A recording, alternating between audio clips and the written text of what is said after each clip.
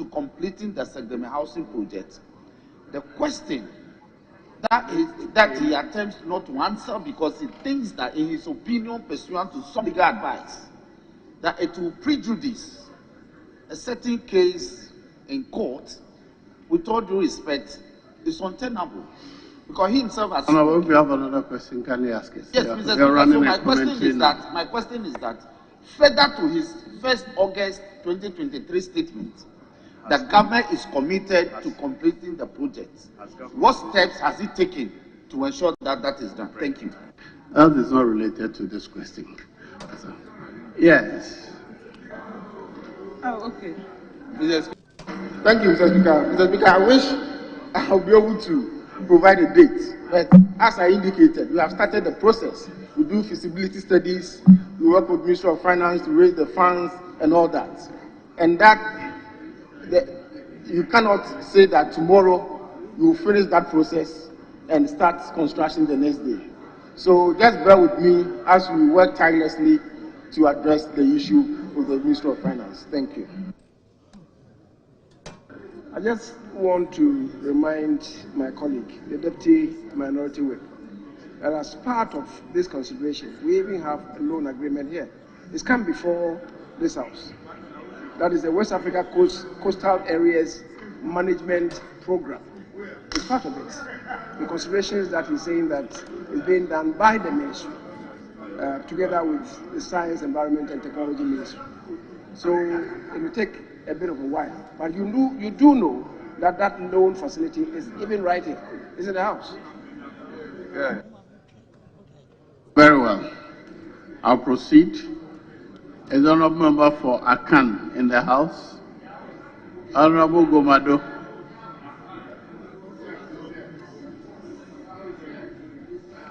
Question number 1794. Honorable member for Akan. Thank you. This question. To ask the Minister for National Security what government is doing in the short term to address the national security threat associated with rising youth unemployment. Thank you. I should have submitted a written response. That has not been done, but I will after. Minister, this is the urgent question. The urgent question, you are not bound to. I should do the urgent question first. Okay. Mr. Speaker, Ghana's security architecture lends itself to the concept of decentralization, which, to some extent, mirrors the local government structure. At the apex of the security architecture is the National Security Council, which is established by the Constitution. The Security and Intelligence Agencies Act makes provisions for the establishment of regional and district security councils, both of which operate as committees of the National Security Council.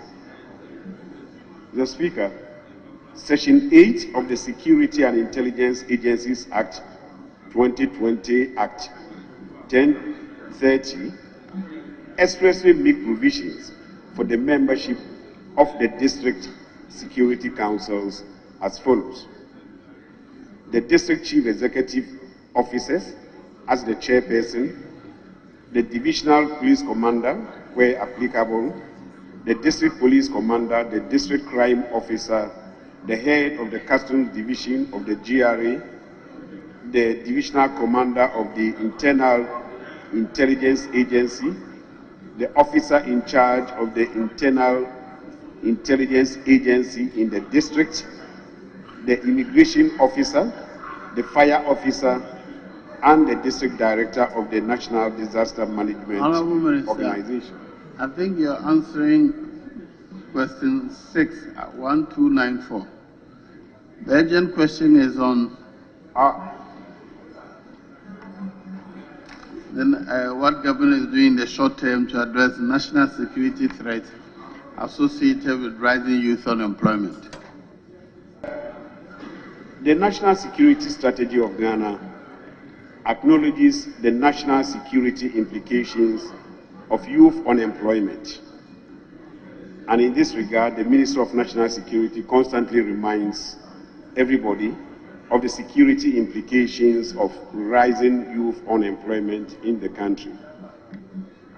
Mr. Speaker, while we concede that youth unemployment can portend adverse consequences for the security of the state, it is the Ministry of Youth and Sports and the Ministry of Employment that are better placed to outline specific plans and programs aimed at addressing youth unemployment in the country.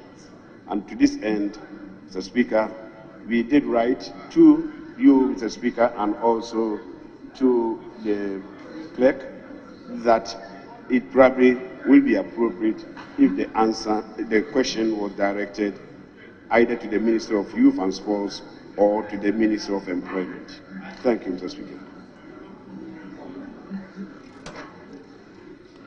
Yes, any follow-up? It is normal for the national security to identify matters concerning, say, the health ministry, but it wouldn't be the National Security Ministry that will be coming up with the strategies to do that. In any case, Mr. Speaker, it is not the usual practice by the Minister of National Security to disclose strategies being undertaken in the short term to address national security threats.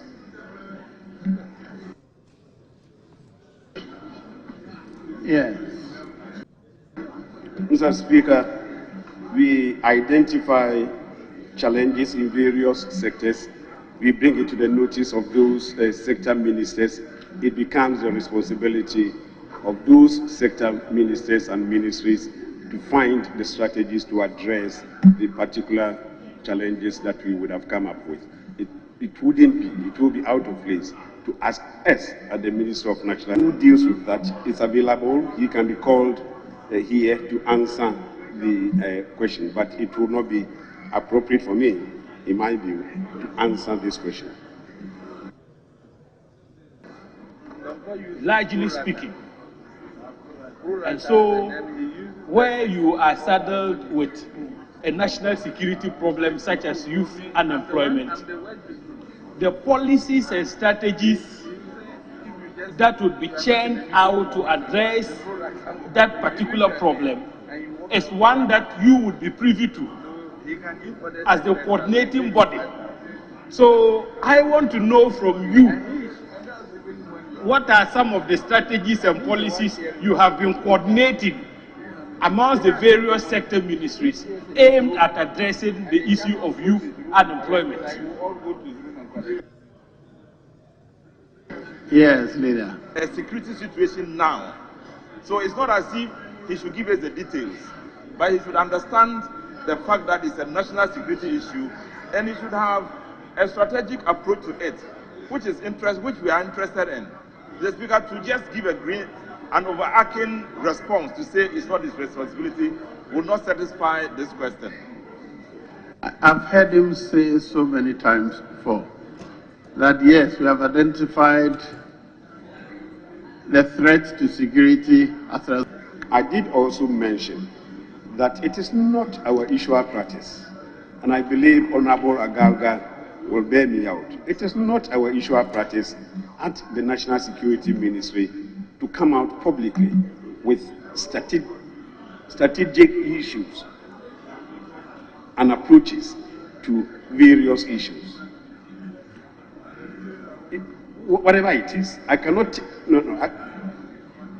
it is not our usual practice to disclose strategies that are being undertaken by the Minister of National Security. It never happens.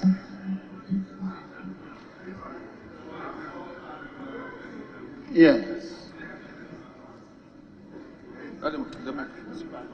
I did also mention that it is not our usual practice, and I believe Honorable Agalga will bear me out. It is not our usual practice at the National Security Ministry to come out publicly with strategic strategic issues and approaches to various issues. Whatever it is, I cannot, it is not our usual practice to disclose strategies that are being undertaken by the Ministry of National Security. It never happens.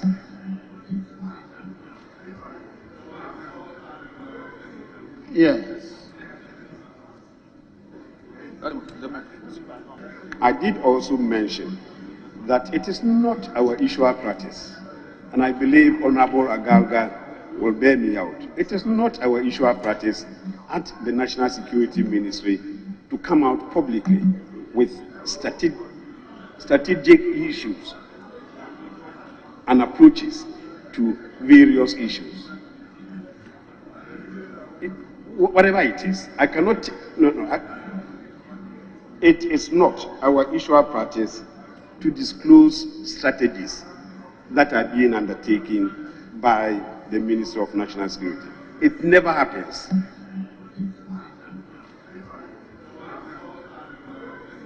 Yes.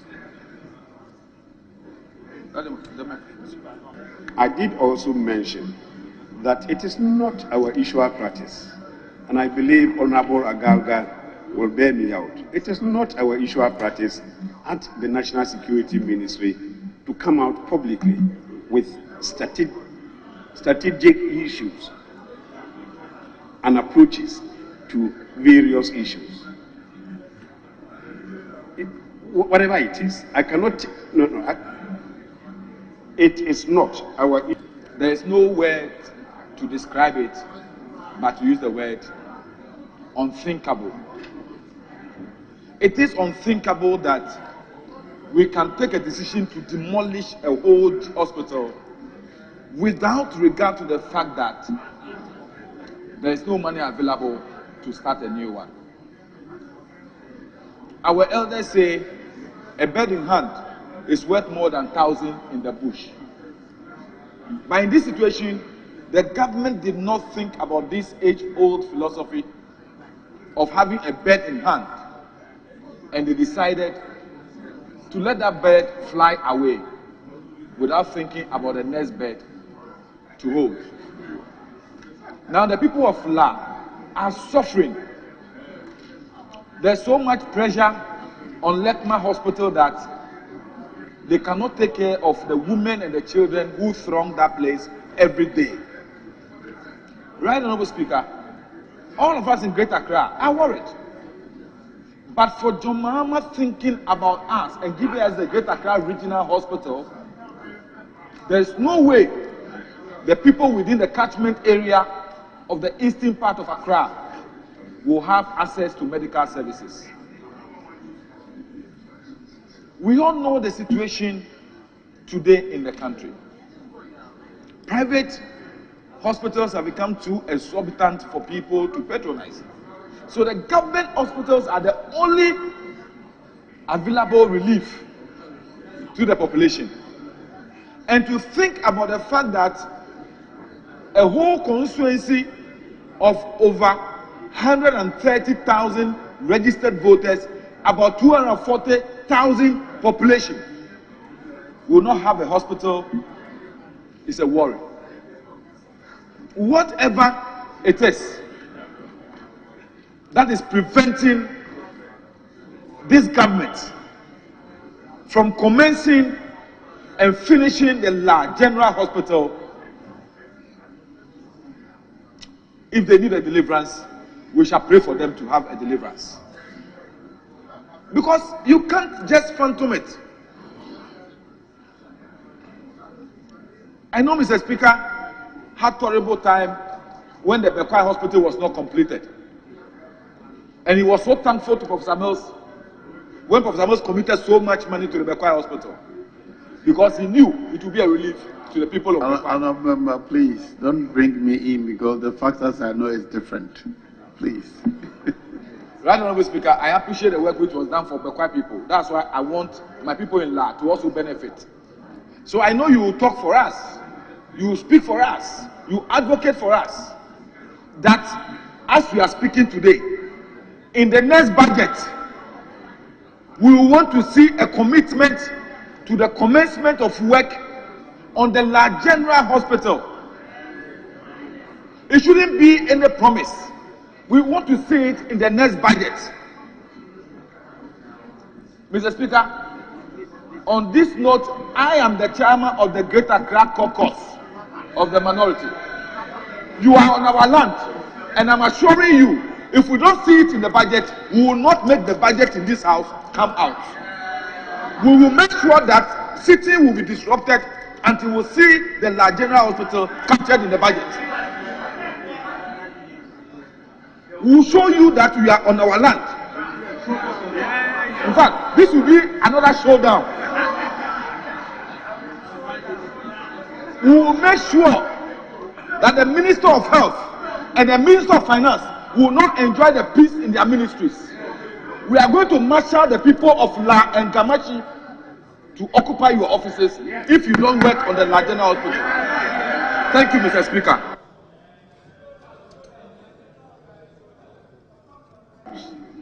The Minister responsible for health is not with us. Mr. Speaker, I do know for a fact that there are certain developments that I thought if the Minister had been here, he would have been in a position to respond to. The fact of the matter is that when the agreement relating to the La Hospital came to this House, it came alongside 6 other hospitals, including one in my own backyard, the polyclinic at Swami. Mr. Speaker, what has happened is that subsequent to the engagement with the IMF, funding from those sources, that is from that agreement that Parliament approved of here in Parliament, Mr. Speaker, Parliament, the funding has been withheld by the sponsors. Mr. Speaker, until the nation is giving a clean bill of health by the IMF, it's going to be difficult for the funding to be released, which is why government now wants to resort to some other means. Mr. Speaker, I know on authority that government now wanted to situate it within the context of Agenda 111. However, if you should resort to that, it will mean that the facility will have to be scaled down a bit, which is not what was originally contained in the agreement that came to this House. Mr. Speaker, is the reason why I'm saying that if the Minister had been here with us, would have spoken to this. I do know government is trying to find a way about it and dealing with the contractor to get the contractor to go back and for the time being situate it within the context of Agenda 111 and have the hospital come up. Mr. Speaker, that is where we are. But the details, if the Minister should come to this House, we relate to it. Mr. Speaker, that is what I can say about it. It is not as if it's been neglected. My own, the polyclinic, suffered the same fate. And all those ones that came to this House under that cover are still not up yet. But government is finding a way to really re-energize it and bring it up in a big way.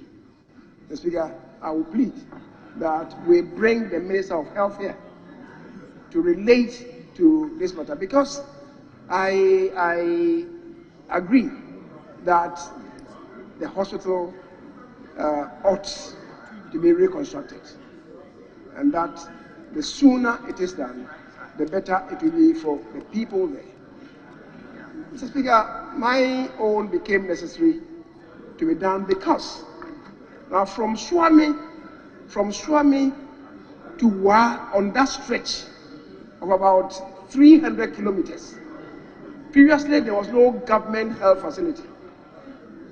Now you meet one at Offenso, which is owned by the Catholic Church, the St. Patrick Hospital, then you get to Techiman, which is owned by the Catholics again, Holy Family Hospital.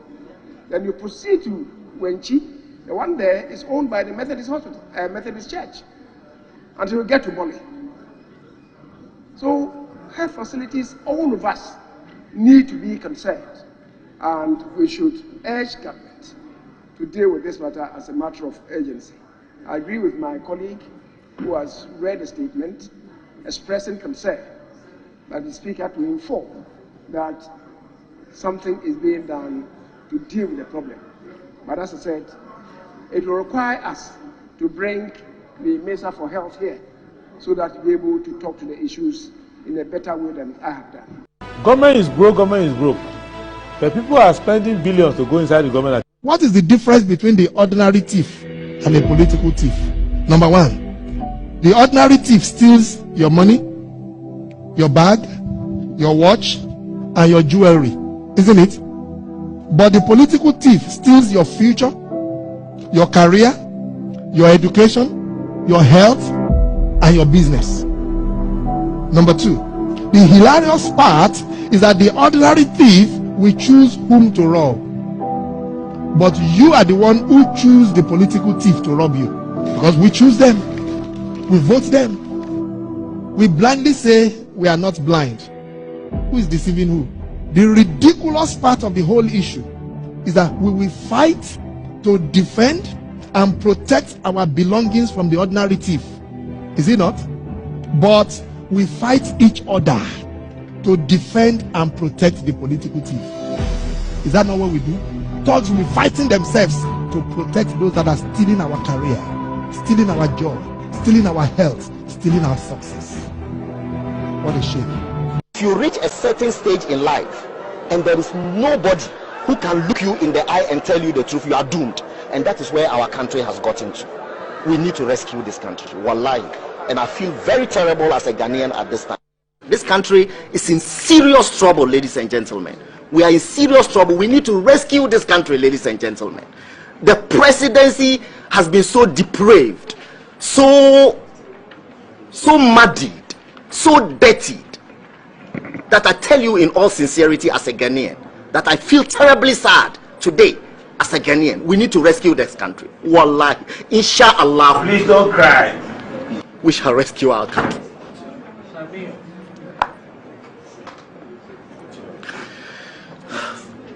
Government is broke, government is broke. The people are spending billions to go inside the government that is broke. Have you ever seen a minister who resigned because government is broke before? Government has no money. Have you ever seen a governor who said, ladies and gentlemen, when I was elected, I thought the government had money. Now I discover government has no money, I resign. Have you ever seen it? Government has no money, but they are bringing money out at election time. Where is that money coming from? So they are lying. What is happening is that there are two types of wicked people in government. Type 1, they eat current money. Any money they find in government, they will eat it. They are wicked about that one. There is type 2. Type 2, they eat current money and future money. They will say, my term will end next year. When I leave, how will I eat money? Let me borrow money now and borrow money of the future and eat it now.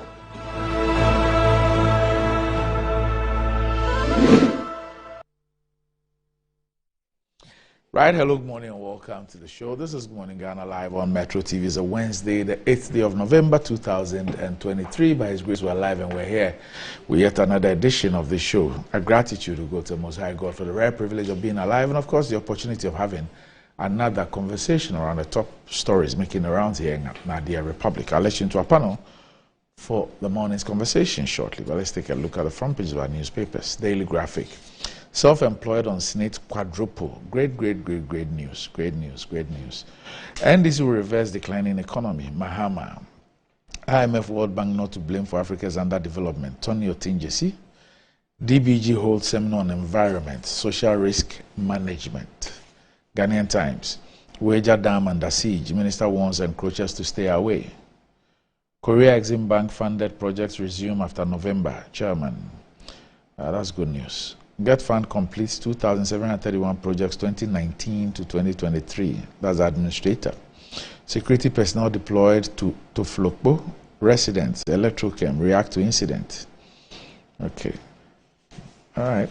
I'm still repeating my call for the government to stop capping the Get Fund. Daily Guide. Mahama jabs Nana over Baumia. VIP receives rousing Jubilee House welcome. Yeah, I saw a video. Okay, I'll probably show it. I mean, I guess everybody needs to see it. 900 votes rejected in MPP primaries. 1,105 workers benefit from rent assistance scheme. 2 Adan SHS students drown in Volta River. Oh no. The new Crusading Guide. IMF deal caused La General Hospital project delay. Contractor to go to site soon. Majority leader. Who is the majority leader? Osechi, I suppose. Okay. AMA sees maggot invested salted fish on transit. Arrest distributor. Akosombo Dam spillage. Energy Minister leads VRA NADMO to affected communities. Apostle Boahins overstayed draws fury as CDC pastors call for immediate election of new chairman. Phenomenal Baumia will bring transformative change. Abu Jinapo. Media support key for democracy. Upon Nkrumah. The Insight. Ghana in a mess. Professor Pokwajima fires over mass suffering, education and healthcare crisis. Diabetes killing more Ghanaians than COVID, breast cancer and others. Diabetes Federation President bemoans over lack of government support. South American countries recall ambassadors, cut ties with Israel over Hamas war. Let's unite for victory in 2024, Senyaku, Eastern Region MPP MPs to party members. As scuffle with cocoa farmers continue, Newmont told to suspend exploration works in Ahafo North. The Informer, kidney treatment in danger, over 4 million Ghana cedis dead. But is this not so disgraceful? 4 million Ghana cedis. What kind of country is this? 4 million Ghana cedis. 2024 elections. Joke with MPP at your own peril. NDC Zongo Caucus wants party. Backbone urges UN to reform charter. NPA boss woos public to accept cylinder recirculation model. HIV/AIDS still major health threat. AIDS Commission warns public. Chief Lords Rollins Foundation for donations to dam spillage victims. The Herald.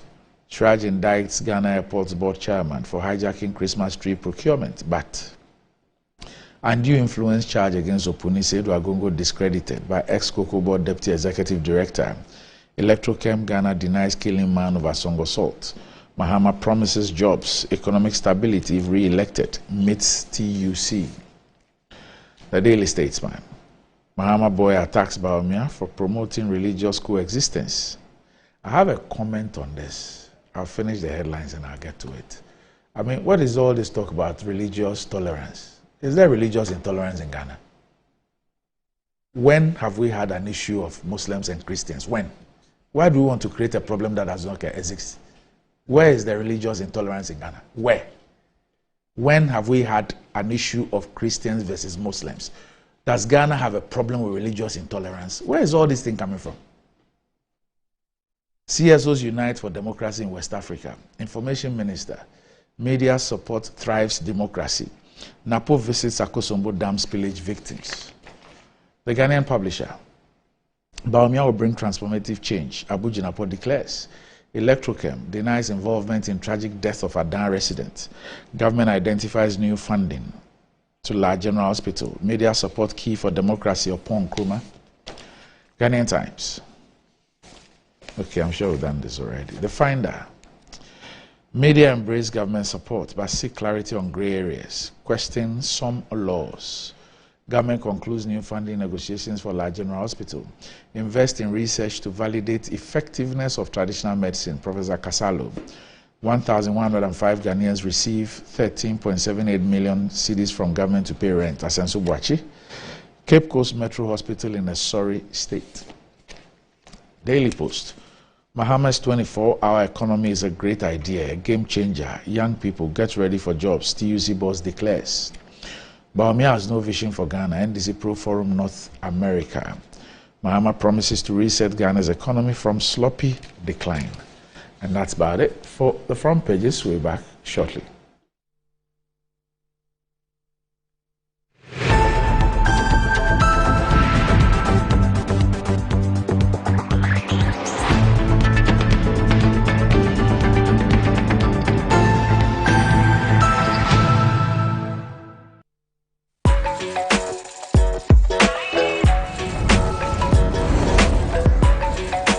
You are your own person, unique, one of a kind, special. That's why you deserve everything tailored to suit your particular taste, your preference, your needs.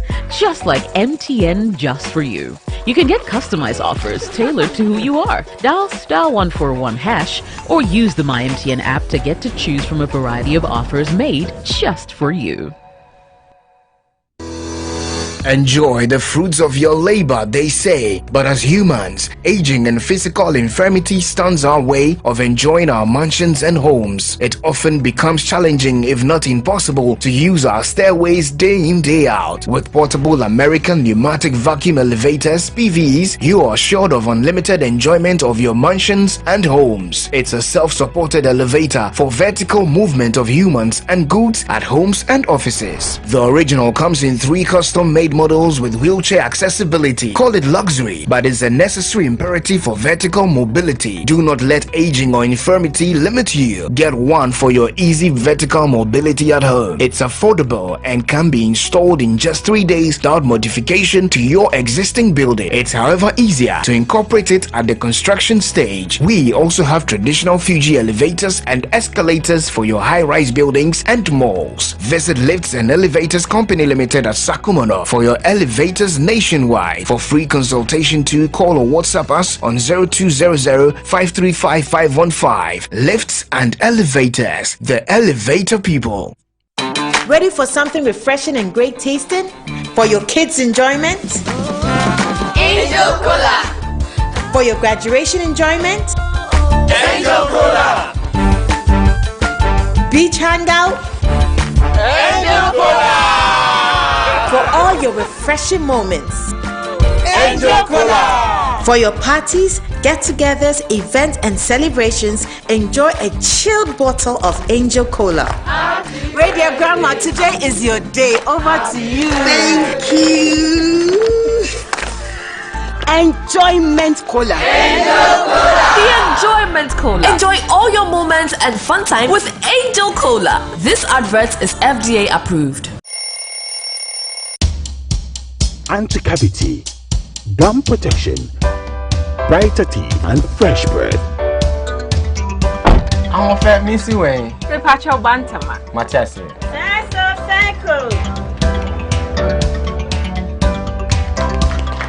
It's her smile. The fresh breath. Me Jidi say we use Cal 360 toothpaste. Some kind. Cal 360 toothpaste. That's Kia. Cal 360 toothpaste. It's a gum protector. Onim jom kasan. Kile hosen. Cal 360 did the way. It's cool mint. Gives me fresh breath and your confidence booster.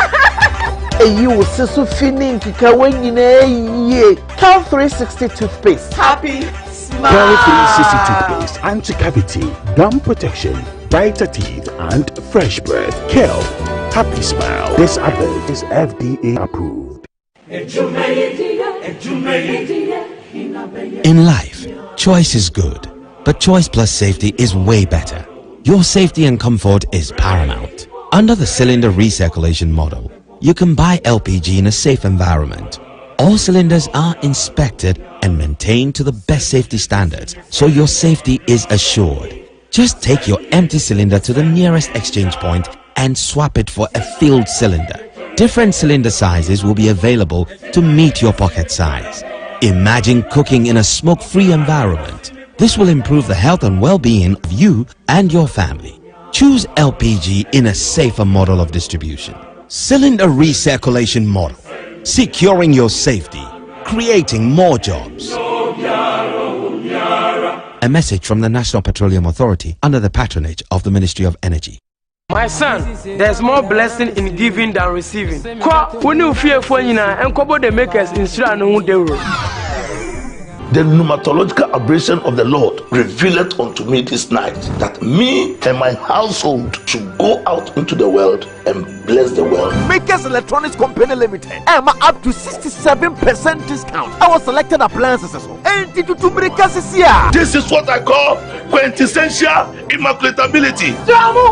The Makers Electronics Company Limited. Ewo Taifa Burkina Highway. Amasa Mainzongo Junction. Edike Pharmacy Dining. Oyer Fateman Boga Junction. Junction, Ashaman, Valco Flat, Kumasi, Ahinema Kokoben, Asafubuachi Hospital Junction, Takradi, Efiekuma, number 9 Market. So and tell mom and dad about the Maker's Blessing Attack program. From 0552 222 253 and 0552 222 254. Terms and conditions apply.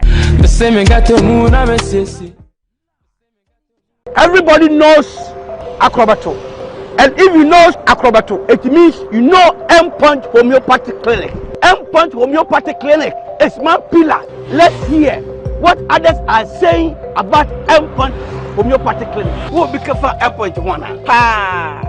Chese na me ankasa me period no say problems wom ntina ma wo ho idea ma me papa chese na nya asem ketewa na me kwan point no mo hwe me modem no mo hwe bibia na so mo medu me fire no ene ma won kra me nu foforo kwa na mkwan mu a eba and everything yourself me ma me no adwodwo eda ho a wontumi nante ene ne ko end point o mama nuru a ene ne ho eden a watimi asori anante. That's end point for you of Acrobato. Hello ohwehwe what chair okay a free bra wo di end point wa dance am me call you no me Johnson sema na enkoyie e person na my me nyina na magina sebema na me be for there e ho na nyina jaresa. You heard everything. I have secret. M-Punch is my secret. M-Punch Homeopathic Clinic. I'm free. Discover the perfect blend of quality, modern elegance and affordability with Kingdom Home Real Estate. At Kingdom Home Real Estate, we cater to both local and international clients, offering exceptional housing options in Ebri and Ikropong. Our properties are conveniently located, providing a tranquil atmosphere, top-notch security, and essential amenities such as electricity, water, and backup generators. Our strategic locations offer easy access to popular tourist destinations, all within a 30-minute drive from Accra. Visit us in Ekropon right after the Latte Junction or in Ebri near the Ebri Girls Senior High School. Alternatively, you can reach us at Accra office on 0559 671 144, Akropon office on 0555 621 611. Kingdom Home Real Estate, where your dream home becomes a reality. Masanabo, Masanaba. Say, you see, you call cashless. Say, cashless, yeah. You say, you can be a wish office. You see, the power up back. And also, another you'll be beer. Set up auto credit. Set up auto credit and no one issue. So, what problem be up as a issue for everything? He lands over power up. So, and one on the two assembly up. So, only smartphone and money how. And there's only data and so and it's new memory. And one say, who may know young phone. Oh, sorry. Open your phone. No one direct star 226 hash. You are through there. You see the power app no. Mobile money, Visa card, Mastercard, a BHP here. You know, you see the power app. I want to show a down some. It's simple.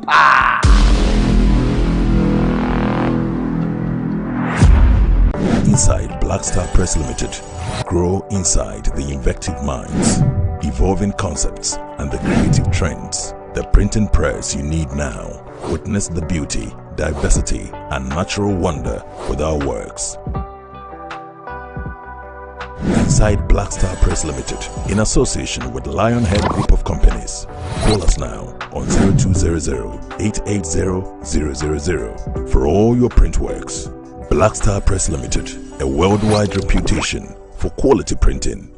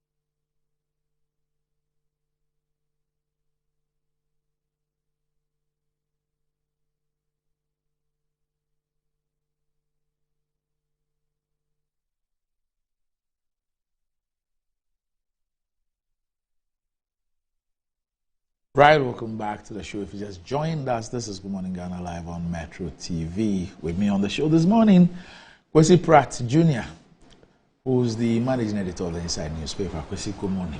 Good morning. Nice shirt. Oh? Yeah, nice shirt. I'm sure the boys got it for you. Your boys. This is actually Maoli. Oh, okay. Okay. Hey, my old friend. I need to go look for him. Oh, Maoli Okujetu. Yeah. Yeah, I need to go look for him. Maoli. I haven't seen him in a long while. One of Ghana's finest. Oh, Charlie. Yeah. No, Bebo work no war.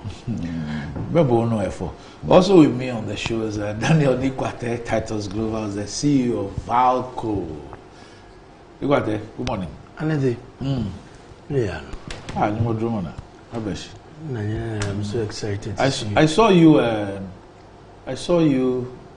Late yesterday, yes. You were leading Valco to distribute some. Oh, that was last week. You remember when I came? Yes. Last week I told you that we were organizing to go to Central Tonga Didome.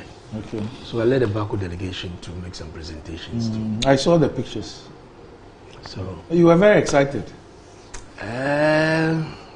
What else can I say? I can tell that you were excited by the excitement on the face of the people. Yeah. Because emotionally, when the early days of the spiel and the way the people were really struggling, I was really touched. And thankfully, when my union celebrated their week, I suggested to them that, look, we need to do something together. So having levied ourselves individually as workers, then the company also top it up with some few. Did you ever believe that you would one day stop being a union person? Once a unionist is always a unionist. Once the union people say anytime you union people you get into the top, then you forget the wahala down there. Oh, but when you move out, there are some things you cannot do, you know. And thankfully, we've learned from a lot of people. May he so rest in peace. Brother Christian Appiaje, the Secretary General of the TUC. Oh, he passed? I worked on him. Yeah, he's not around. Okay. Then my mentor, Napoleon Po. Oh, okay. Yeah. He passed recently. He passed recently. I was in Habe. Napoleon Po, was he the one who spearheaded the ICU breakaway? The ICU breakaway, yeah. That ICU, yeah. That was a major thing blow. In trade unionism, Yeah, that's it. So it's, in fact, what I am today is because of my background of the unionism. They have made me who I am today, both the ICU and the TUC. Then learning from the ropes of my big brother here, Days of Alliance for Change. Who is the unionist for life? You know, Kwesi, Akufo-Addo, Sheshe, may so rest in peace, Kweku Bakun, Victor Newman, Uncle Roku Brobig and okay.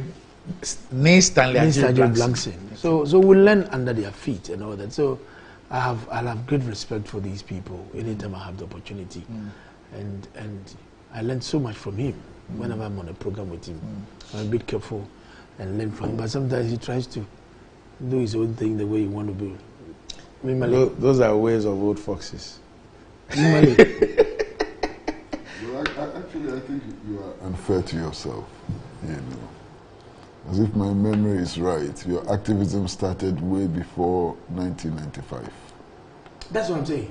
That's what the TUC is. So it's not linked. No, I added the Alliance for Change, but it's the trade union that built me up. Yes. That's what I said. Yeah, okay. The Alliance for Change sharpened you. Yeah. Kwesi? Yes, sir. How did the Mogo? I've seen pictures, I've seen videos, but I was. Did Kweku Bakuana his work? He did. Okay. He did. I was so impressed by my friend. You know, at the starting point when people were just beginning to gather, I mean, somebody tapped me on my shoulder, and when I turned around, it was him. Both of us haven't been in demonstrations for a long time, and I was wondering whether I could make it, you know, and I felt that he could also not make it. Well, at the end of it, we all made it.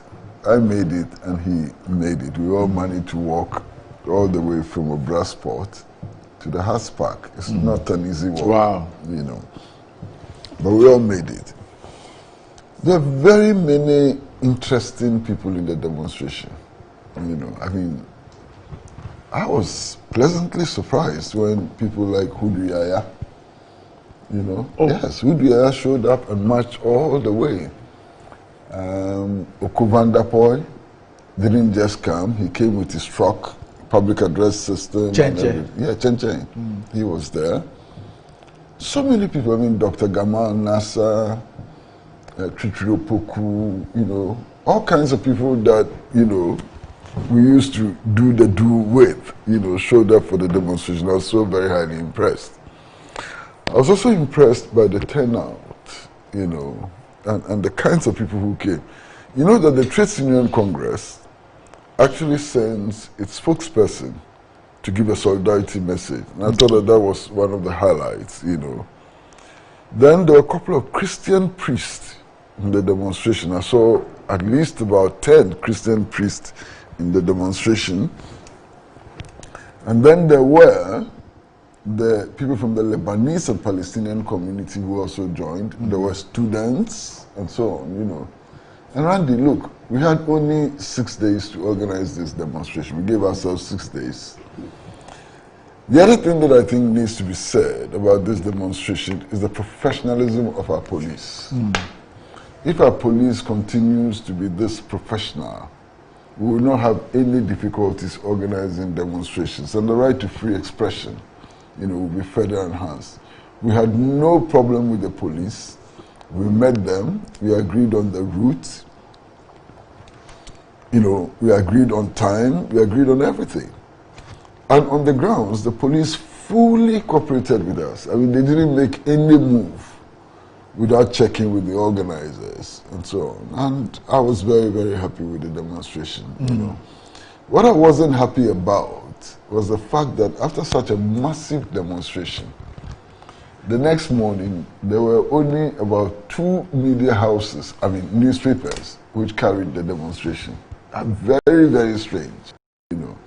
Interestingly, Ojam's own newspaper didn't even carry it. You know, which was very, because this was a massive demonstration by any definition.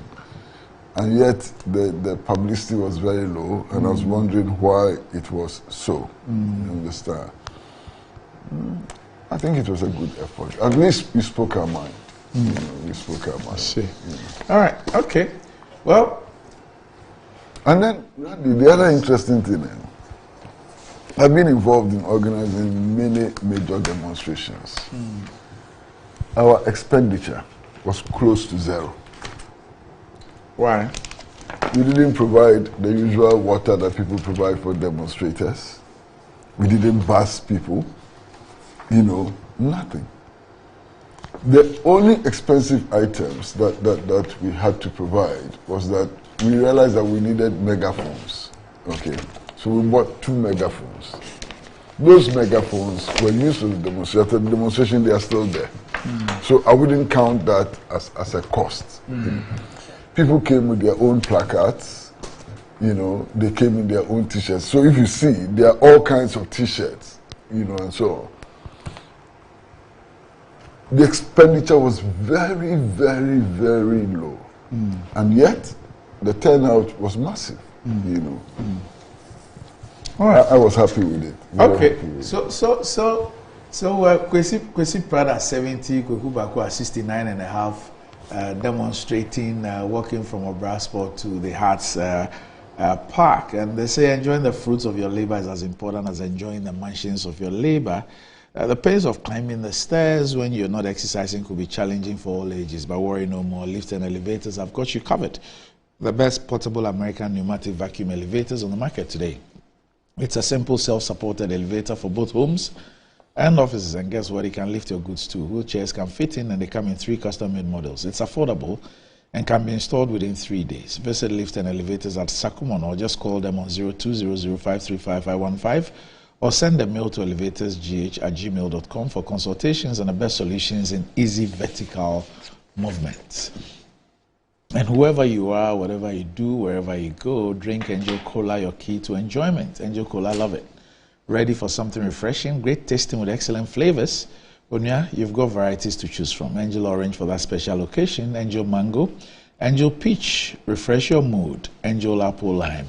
Angel Drinks produce vitality and maintain fluid in normal balance. Angel Drinks, refreshing, invigorating, and exciting. Angel Drinks are produced by Adonko Soft Drinks Beverages Limited. Angel Drinks taste like our day. And this is recommended for all, including children. You can reach them on 0244-832286 and 050-787-8668. Now, if you have a difficulty with the kids enjoying brushing their teeth every morning, it could be the taste of the toothpaste. So use Kel Kids toothpaste flavored with strawberry. That gives a perfect taste for kids and makes them develop a personal attitude and love for brushing their teeth always. Kel Kids toothpaste protects child's gum, prevents cavity, and makes the teeth strong and healthy with freshness all day. Kel Kids toothpaste is recommended for children between 2 and 6 and is a product from Samara Company Limited, producers of Sasso. This is approved by the Food and Drugs Authority. Kel Kids, happy smile.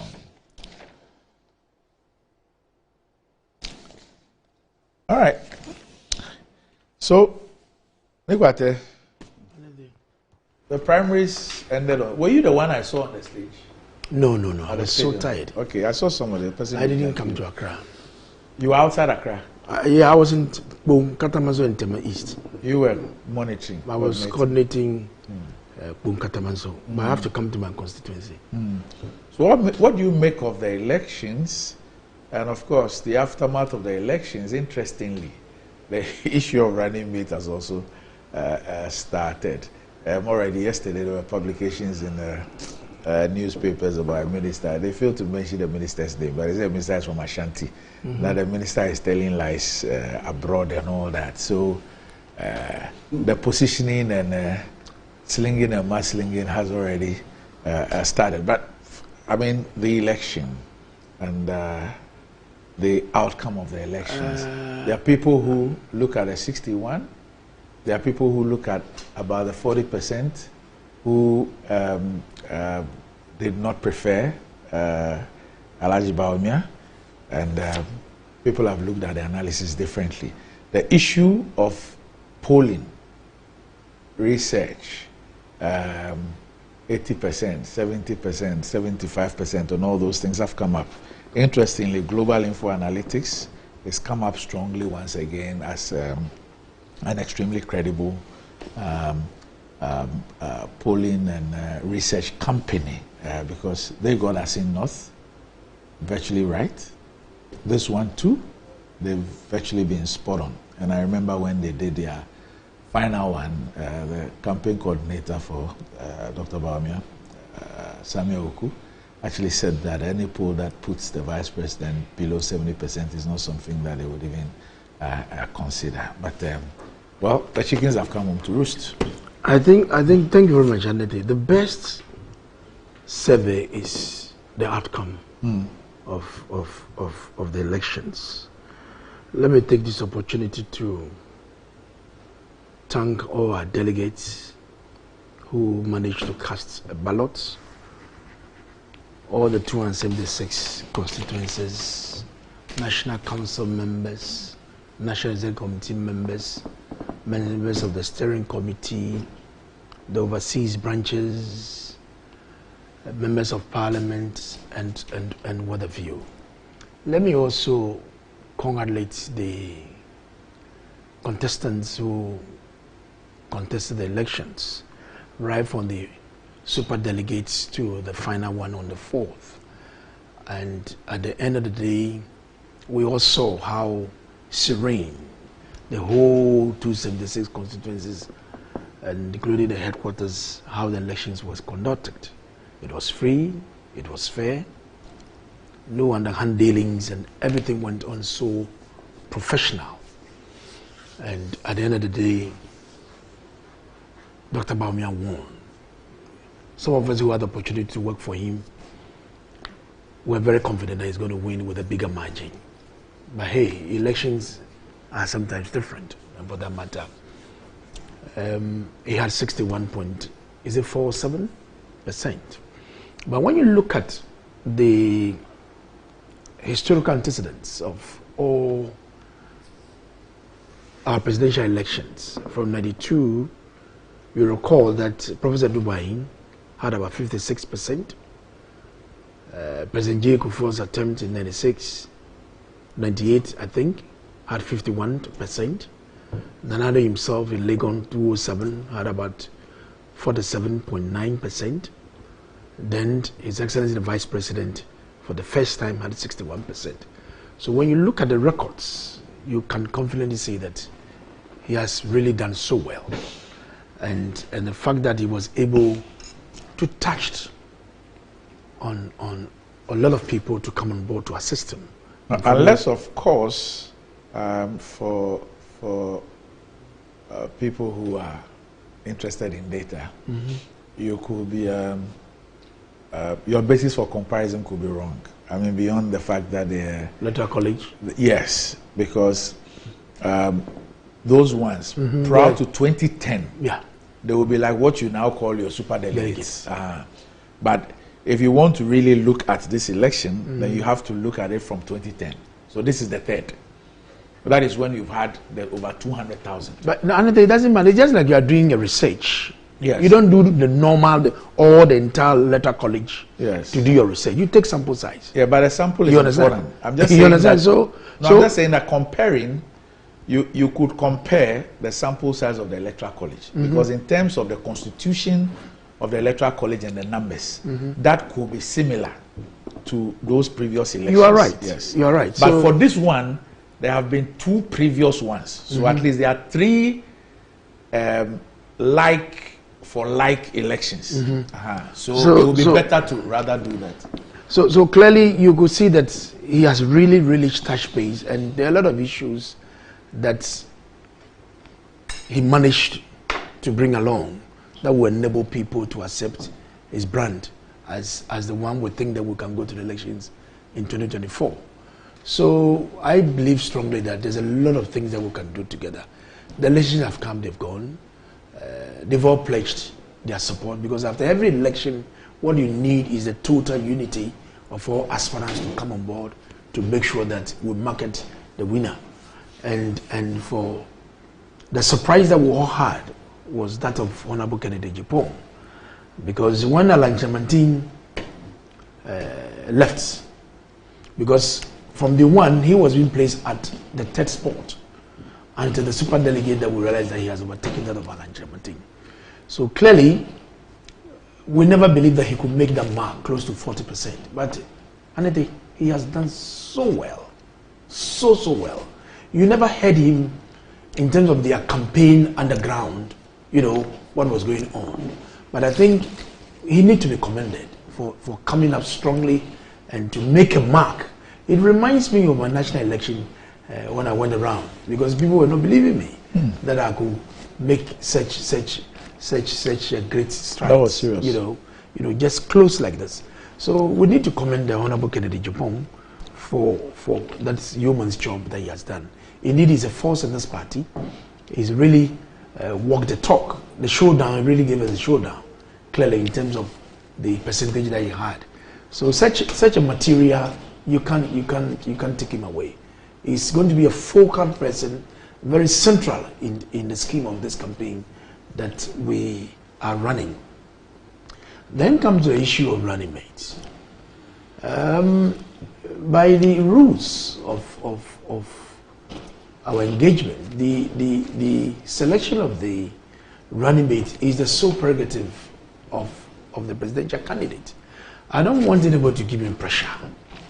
He just came out of the elections. Whoever he wants to be his running mate, I'm sure by now he knows. But even that, he needs to do some further consultations with some key personalities in the party to make sure that whoever he comes up with is going to be acceptable. So the names that have come up, fine, they are good names. But at the end of the day, we're going to choose one, just like the normal presidential elections. So they should just bid their time. And it's not a matter of somebody going to get people to be talking for him or campaigning for him. That is going to work. Yesterday I saw one, the chief of staff. This is a song, actually a song that has been composed.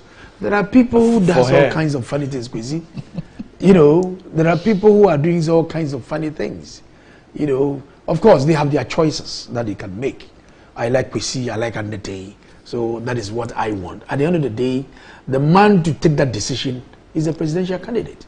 So let's give him that space to think through and see the person he thinks, and in choosing Anete, the running mate, somebody that you can work comfortable with. You don't just go and pick anybody. At the end of the day, there's going to have issues and problems that will weigh you down. You understand? So you need to get somebody who can complement your ticket that you want to go to the elections with. So clearly, it is in the domain of the presidential candidate to come out with his running mates that will be acceptable to all of us. And I believe that by now, his consultation has started. Key people that he need to consult, get their input. And of course, there's going to be certain criteria that you need to look at. You don't just get up and get a running mate.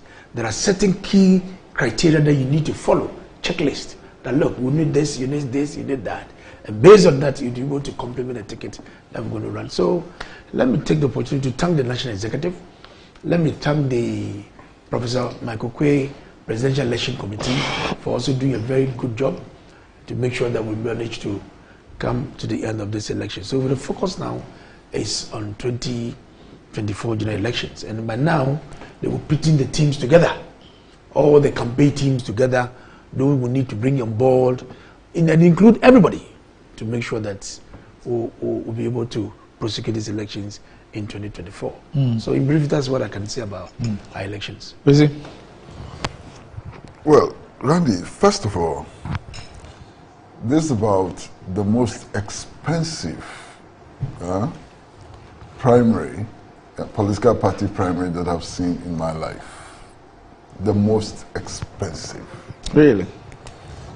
I mean, conservative estimates, based on facts, indicate that Alhaji Mahmoud Bawumia or his team must have spent over 100 million Ghana cedis on these elections. Where's the BBC? Where do you get this?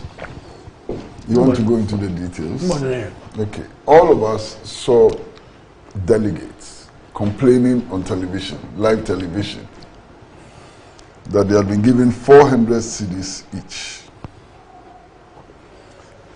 You told us that you had 208,000 delegates. If you multiply that by 400, how much do you get? That alone gives you 83.2 million. That's just the 400 cedis distributed on that day. Do you want me to continue the calculations? So clearly, Vice President Bawumia alone must have spent a minimum of 100 million Ghana cedis on this election. It has never happened in the history of this country. I mean, Nana Akufo-Addo, how much did he spend? I mean, his last contest with President Kufuor, why? The day of the Congress, he didn't even have money to pay TNT. You mean Sunyani? Yes, Sunyani. He didn't even have money to pay TNT and so on. But now we are witnessing... But that was also a smaller group. Agreed. But even for the smaller group, we were struggling to have money to pay TNT. Okay. That was then. Yeah, that was then. That's why I'm saying that this is the most expensive political There's no party doubt about that. There's no doubt that I've seen in my life. There's no doubt about that. And that the vice president, and I'm being very moderate in the calculations. Very moderate calculations would indicate that he spent, or his team spent, at least 100 million Ghana cedis on this election. That's interesting. Now from here, I also like to look at their own expectations. Right. I mean, at one stage, people supporting the vice president said he was going to get 95% of votes. 95. 95%. Then they started reviewing it downwards. Then it came to 90. And eventually 80. The last time, Those who thought that they were being very, very realistic and charitable put it at 70%. The results clearly indicate that that expectation could not be met. He had 61-point-something%. Okay. Now, the indications were also given that he was a northern candidate and that he was going to sweep the north. If you look at the results, he didn't sweep the north. He did? No, he didn't. Apart from Zebila, Binduri, he swept the entire north. Garu, he lost some of the constituencies. But when you look at sorry. Master, just hold on. He lost some of the constituencies in the north. It wasn't a sweep. Indeed, I looked at one of the constituency results and I was almost shocked. I mean, Kennedy Japan was making 500 and something votes and he was making 200 and something votes. A northern constituency. So that magic one that it was claimed he had in the north, I didn't see it. You know, Kennedy Japan gave him quite a tough time in the north. And then there's something else, you know, about the votes and so on. In the end, Kennedy, Akumpreku, Japan, all together got about 37% of the votes, 37-point-something% of the votes. That was clearly remarkable. Because yesterday, I was listening to my old friend, Nana Akumia, who was key in the Baumia campaign. And he actually confessed that they were not expecting him to get more than 20% of the votes. So if he exceeded the expectations and got 37%, that is remarkable. It's quite remarkable and so on. Of course, all of this also brings to mind the pollsters and so on. And I'm not going to go into details. We also what the pollsters said. And Randy, as you said, right now it does appear that the only credible pollster we have for elections and so on is Global Info Analytics. It's getting it right all the time. And even where it misses, the misses are marginal and so on. So I think it's important to pay attention to Global Info Analytics and the kinds of things that they are bringing out as a result of their research, you know, findings. Now, after the elections, after the primaries, all kinds of people are trying to play all kinds of statistical games. And I heard Dr. Bawumia himself say that he had 61%, and that is unprecedented in the history of the NPP. For a first time.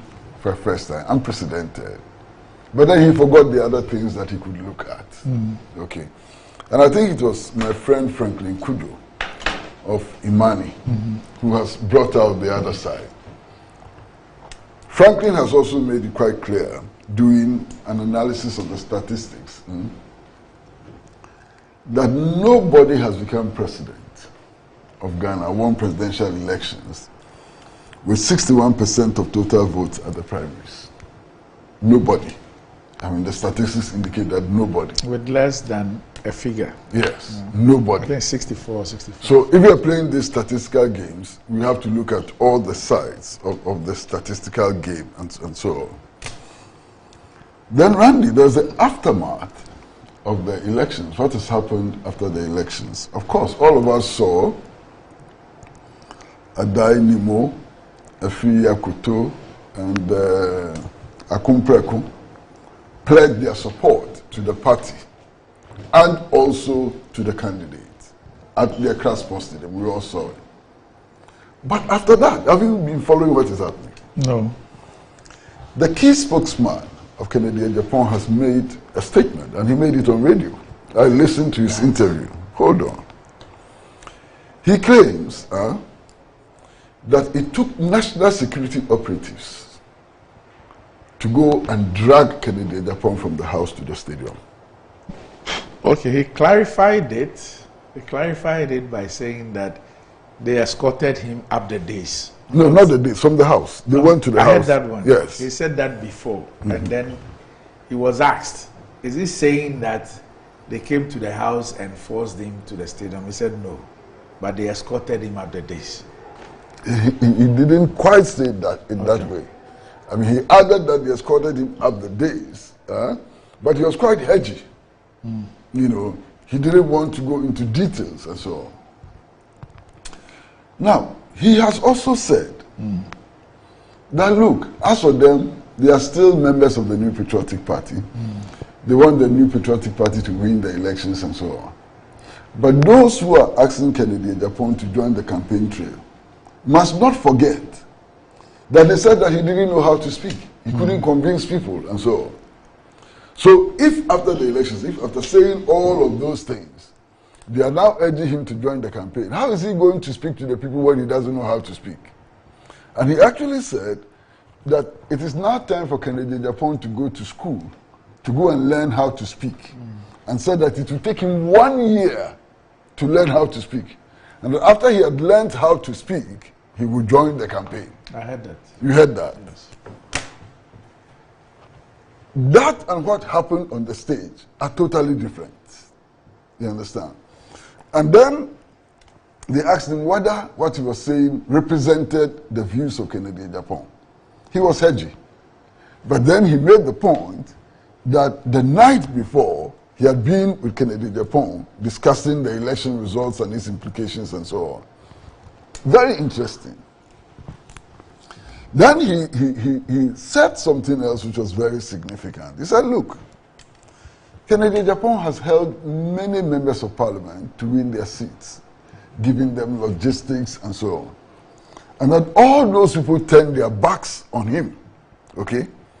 And that now they are going to go for primaries again, and we shall see. We shall see. I mean, that's a huge statement, very huge statement.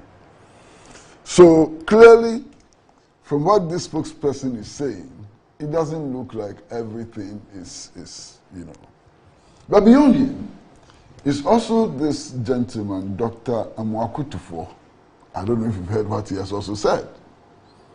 Amwakuba. Amwakuba, okay. Dr. Amwakuba. Randy, thank you very much. Dr. Amwakuba, who has also granted an interview and actually said that what happened was not an election. It was an auction. And he's made the point that it was against the rules of the competition and also infringe on the laws of this country, and has actually threatened that he's going to go to court to get the results of the elections annulled.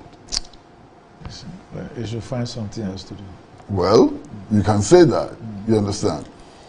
But for me, what is important is that this is a guy who played a very key role in the 2 elections which were won by the New Patriotic Party. Nobody can dispute the role that he played, you know, explaining policy, defending the NPP and so on. And clearly, this is where we are. He's actually contemplating going to court, you know, to set the results aside because he thinks that there were no elections, but there were auctions. What happened were auctions and so on. Then there's another gentleman, Randy, very important gentleman. Indeed, he was the campaign manager of Nana Addo Dankwa Akufo-Addo in one of the elections. And I'm talking about Dr. Atta Kwabena Kennedy. 2016. 2016. He was the communication director. Okay, fine. Communications director. But he was key in that campaign. He was key in that campaign. And actually he himself at one stage also became a presidential aspirant and so on. And he has also commented on the elections, you know. Now clearly he is even opposed to the candidature, appears to be opposed to the candidature of Dr. Bawumia. And what he's saying simply is that with Dr. Bawumia as the candidate, things will be very, very easy for the National Democratic Congress. And he says that, look, all the National Democratic Congress has to do is to collect the videos of Dr. Bawumia's campaign in the previous elections and play them. And that would be sufficient to discredit him and for the NDC to win the elections, Now, there are so many others in the party who are making comments and so on, and we can analyze all of them, but I like to, leave it at this stage. Right. Okay. But there is somebody who also stood up very, very strongly for Dr. Bawumia. And in fact, he makes the point that he endorsed Dr. Bawumia as a vice presidential candidate of the party. He has always supported Dr. Bawumia and actually refers to Dr. Bawumia's wife as my own Samira. Shows how close they are. I'm talking about Kofi Bento. And Kofi Bento still continues, that is vice president of Imani. He still continues to support Bawumia. But Kofi Bento then makes the point that the Bawumia candidature can be problematic. And he says that his biggest handicap is going to be the performance of the administration in which he served as vice president. This is somebody who supports him. It's not an opponent. It's somebody who is supporting him, who is saying that he has a huge baggage, and that baggage, stems from the performance of the administration in which he served. Now, interestingly, Dr. Bawumia himself is enthusiastically distancing himself from the administration in which he served. And that for me is interesting. Of course, he had made many statements before. There is his famous statement that in this administration, he was just a driver's mate. He wasn't the driver, implying that he was not responsible for the major decisions which were taken. And therefore also implying that if there have been failures, they may not be his failures, and so on. Then, of course, you remember his claim that in this administration he was just the assistant headmaster, and so on. Now, on the day that the results were declared, he also made the point that he will be his own man. Again distancing himself from the administration in which he served. That's interesting, because that clearly is an admission that things have not gone perhaps the way he expected, or that he's keenly aware that the performance of this administration can become a problem for him, going forward, and so on. Then, 2 days after, I read from the newspapers, the man is discussing the national economy. I'm sure that, Randy, you saw his statement. And then all of a sudden, his key themes have been digitalization and so on. But all of a sudden, he throws in something new. Now, Dr. Bawumia is talking about building a blue economy. No, that's the digitalization. No. The blue economy is not digitalization. The blue economy relates basically to the utilization of the resources of the ocean for national development. Now, to be honest with you, I'm not an economist. I don't know that much and so on. So when I heard about him talking about the blue economy, I decided to find out what it was. And Randy, I found 5 different definitions of the blue economy. Yes. There's a UN definition, there's an EU definition, there is a World Bank definition, and so on. There are about 5 different definitions. Maybe there could even be more, and so on. The common thread is that the blue economy is about, essentially, the utilization of the resources of the sea, the ocean, in propelling national development. There's one definition which actually reduces it to environmental concerns. Yes. Environmental concerns, climate change yeah. and so on. But bottom line is about utilizing the resources of the sea in order to facilitate climate change and environment. Yeah, facilitate national development. But then there is something about the blue economy which is interesting. You know, it takes its name from the so-called color of the sea. Yes. Now, any scientist knows that the color of the sea is not blue. The blue is an illusion.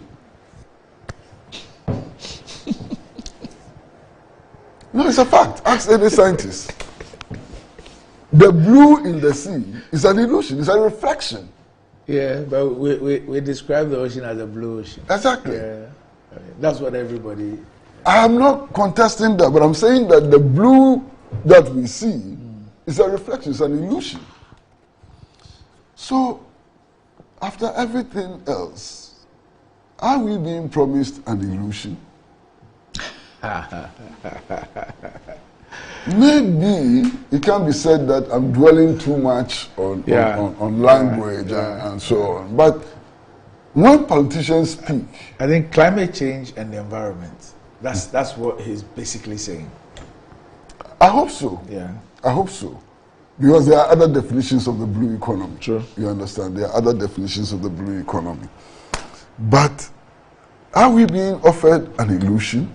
And so on. Okay, you put that aside. Randy, I'm also, unlike you, getting increasingly worried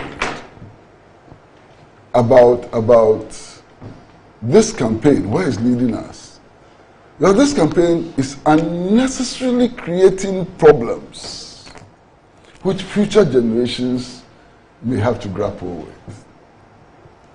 This pitching of Northerners against Southerners, I think, is the most unfortunate development. You understand? And I think that's the most unfortunate development because we haven't had any issues at all in this country about North versus South and so on. Look, Mr. Jerry Rawlings won an election being a Southerner himself and having a running mate who was a Southerner.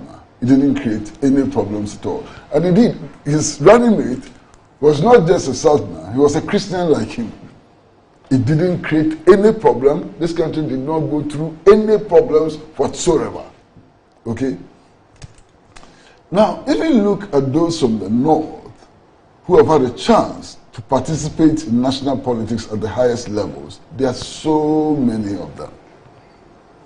As a matter of fact, Dr. Hillary Liman did not come from the South. He was also a Northerner and he became president of this country. Okay? Former President, His Excellency John Dramani Mahama, was not a Southerner, was also a Northerner and so on. Interestingly, those who want to create this division between North and South and so on, forget that they vigorously campaigned in an election to make sure that somebody who comes from the North lost the election. At that time, where was their commitment to the North and so on? You understand? So I'm very worried about this development. I think it's an unnecessary development. It's a problematic development. It's a development which can create problems for us going into the future. Then, of course, there is this also attempt to pitch Christianity against Islam. I think it's the most reckless development in our politics. This Christianity versus Islam equation. Because frankly, I've listened to you many times, and we have never had any confrontation between Muslims and Christians in this country based on religious doctrine and so on. So why is this being foisted on us only because Bawumia wants to be president of this country? I can't understand it. I think it's completely unnecessary. In any case, this ethnic and religious divisions, and when it comes to selecting our leaders and so on, is so absolutely useless. Who says that a Northern president will not go to IMF and accept the conditionalities of the IMF? merely because he's a northerner? Who says that a southern president will not go to the IMF and accept the conditionalities of the IMF merely because he's a southerner and so on?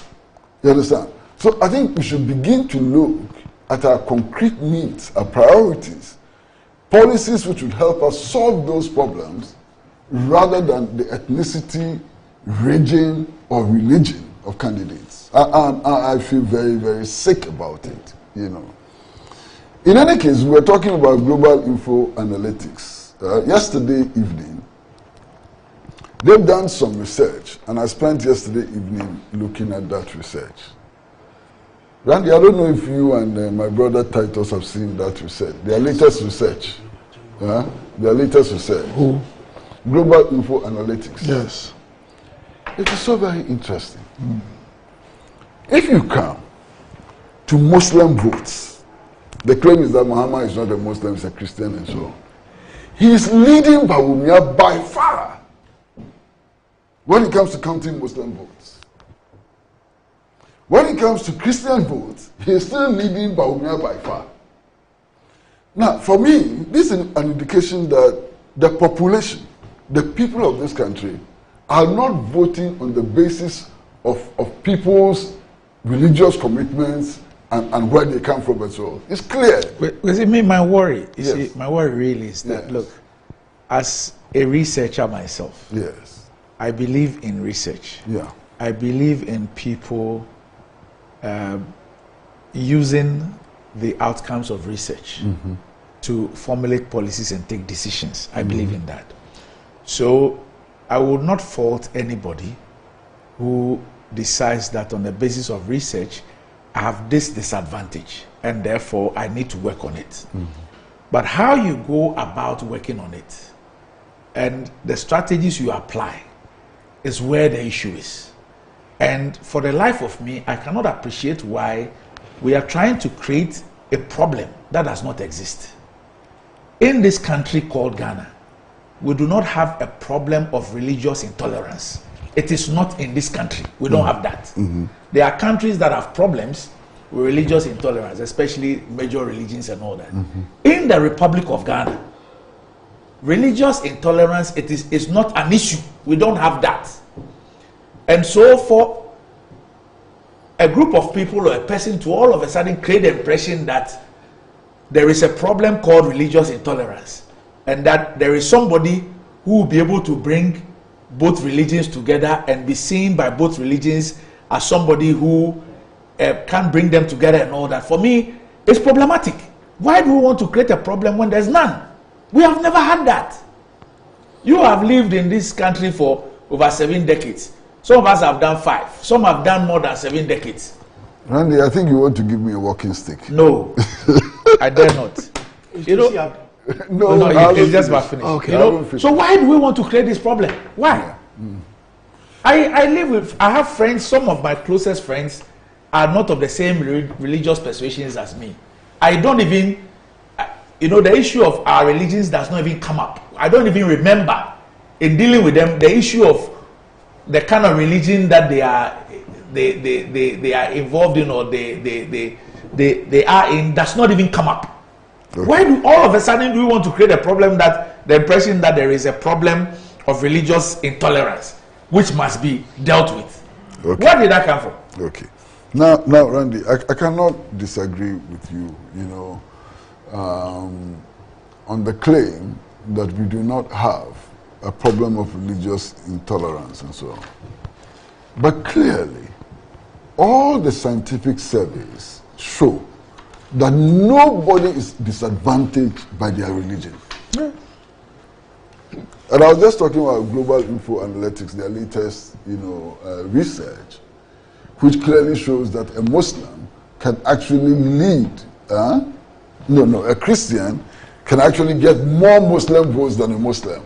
And that clearly shows that nobody is at disadvantage by where they come from or what they believe and so on. So even what they are reacting to is a phantom. It's a complete phantom that people have created in order to profit, you know, from the exploitation of that phantom that they have created. There's no such problem. You understand? I mean, I was very happy yesterday when I read statements which were attributed to Nana B.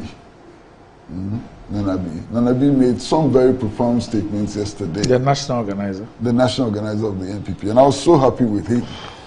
Because he had made the point, trying to clarify these things, that he was apparently speaking for the party.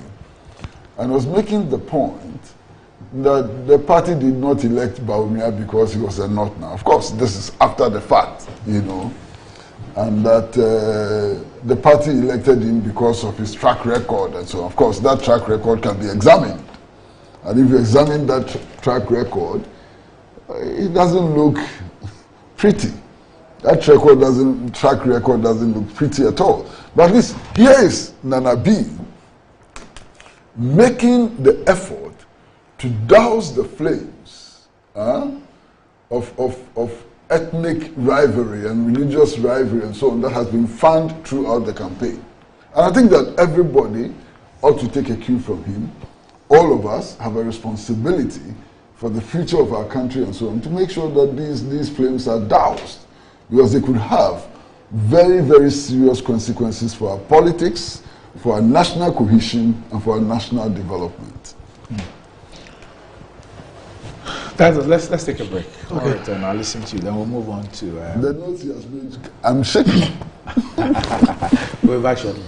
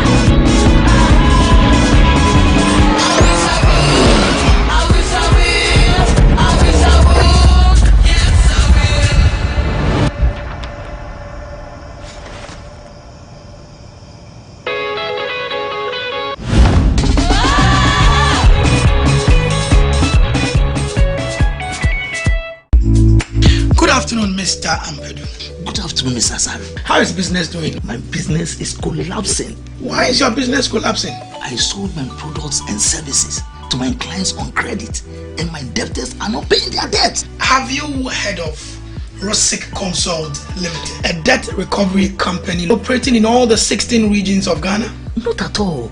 Mr. Ampedu, all you need to do is to contact them on their customer service line.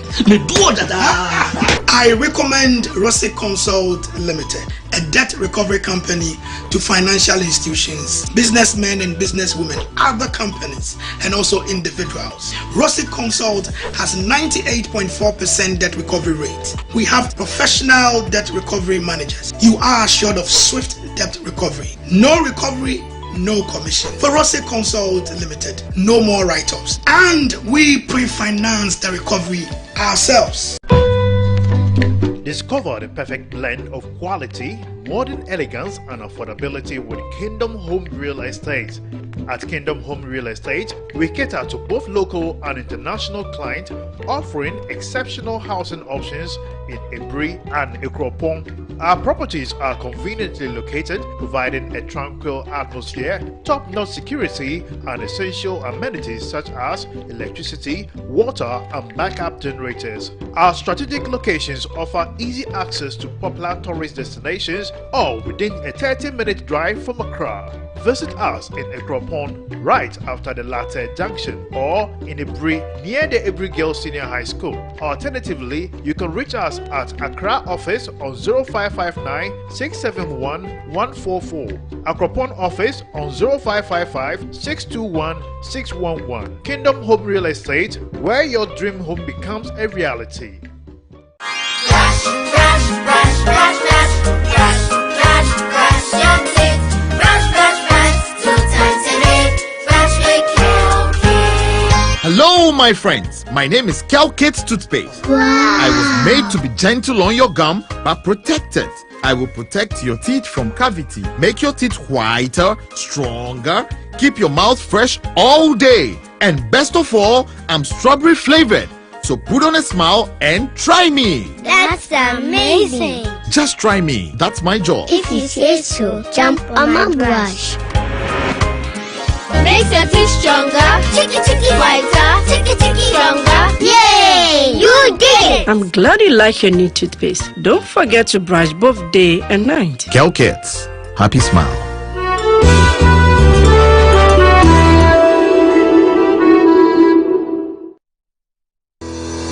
Enjoy the fruits of your labor, they say. But as humans, aging and physical infirmity stands our way of enjoying our mansions and homes. It often becomes challenging, if not impossible, to use our stairways day in, day out. With portable American pneumatic vacuum elevators, PVs, you are assured of unlimited enjoyment of your mansions and homes. It's a self-supported elevator for vertical movement of humans and goods at homes and offices. The original comes in 3 custom-made models with wheelchair accessibility. Call it luxury, but it's a necessary imperative for vertical mobility. Do not let aging or infirmity limit you. Get one for your easy vertical mobility at home. It's affordable and can be installed in just 3 days without modification to your existing building. It's however easier to incorporate it at the construction stage. We also have traditional Fuji elevators and escalators for your high-rise buildings and malls. Visit Lifts and Elevators Company Limited at Sakumono for your elevators nationwide. For free consultation to call or WhatsApp us on 0200-535-515. Lifts and Elevators, the elevator people.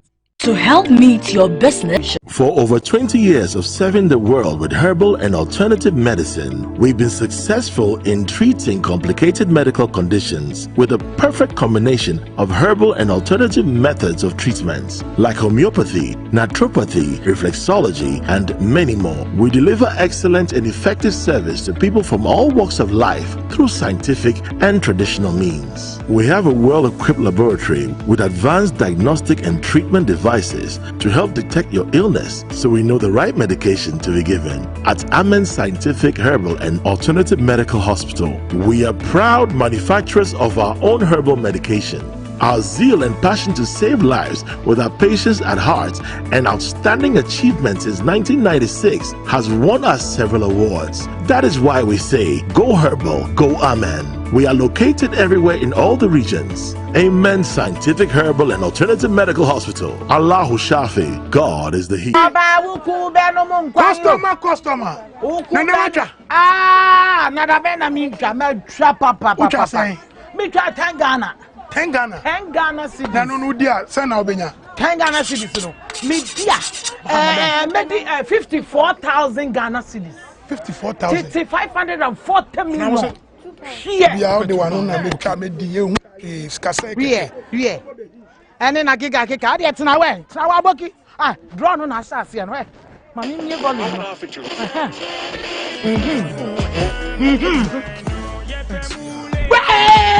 Customer,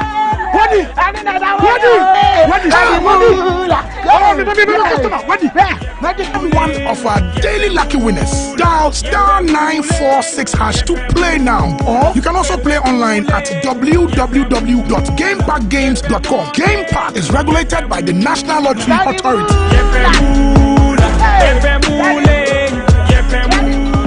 Inside Black Star Press Limited, grow inside the invective minds, evolving concepts and the creative trends. The printing press you need now.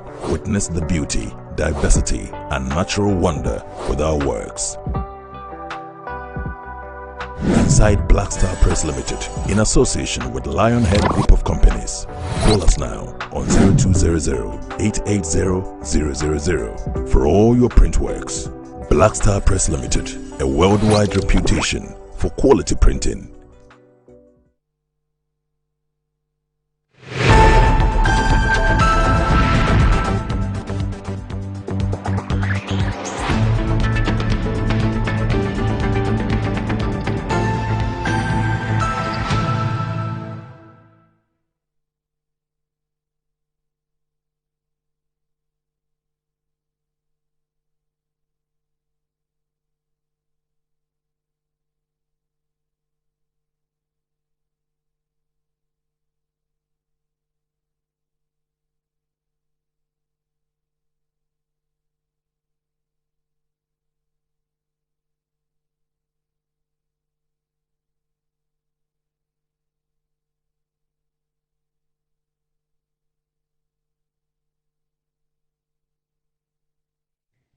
Right, welcome back to the show. If you just joined us, this is Good Morning Ghana live on Metro TV. Still me on the show, of course, Jr. and Daniel Nikwate, Titus Glover. What does wealth mean to you? Do you want to live like a tycoon? Remember, us got a mola, got the power. Ghana's newest lottery game draws live on Adom TV at 9 a.m., 12 noon and 6 p.m. daily. Now pick up your phones, tablets, and computers and download the Game Park Games app on Play Store. You can also play on our website at www.gameparkgames.com or by dialing *946# on all networks. Just choose 4 numbers from 0 to 9. It's easy to play and easy to win. Charlie, make we play this game and make some mola. Nobody beats our odds in Ghana. Game Park Games, one mola, more power. This game is regulated by the National Lottery Authority and is not for persons under the age of 18. Play responsibly. And Kingdom Home Real Estate provides quality but affordable housing facilities for sale. The facilities are located at a serene environment of Equiapime Cropon and a Bri with the best weather condition. Kingdom Home Real Estate is 30 minutes drive from Accra and provides modern touch of comfort. They provide a high standard security service plus CCTV, standby generators, constant water supply and electricity. They are surrounded with lovely tourist sites such as the Bri Botanical Garden, Boti Falls, Safari Valley Resort, etc. Pay 70% upfront and spread the rest within 2 years with no interest. Locate Kingdom Home Real Estate at a Bri close to a Bri Girls SHS and a Cropon right after Latte Junction. You can reach them on 0559 761144 or 0555 621 611. Visit them at www.kingdomhomerealestate.com and also their Facebook page. Ayesoko, Betway's cash out just got way better. The enhanced early partial and auto cash out feature lets you cash your bets out early, cash out a portion of your ongoing bets, or even set your bets to cash out automatically. All this to give you way more control over every thrilling bet you place. Sign up today at betway.com.gh. Terms and conditions apply. This is regulated by the Gaming Commission of Ghana and it's not for persons under the age of 18. Betway gets way more. And you know, when it comes to our health, God is the healer, but it does the healing through humans. And one way to cure ailments is through alternative medicine. And that's where Amen Alternative Medical Hospital comes in. It's one of the best alternative medicine hospitals in Ghana. So for all your health consultations, counseling, physiotherapy, and homeopathic medicine, Amen Alternative Medical Hospital has the best for you.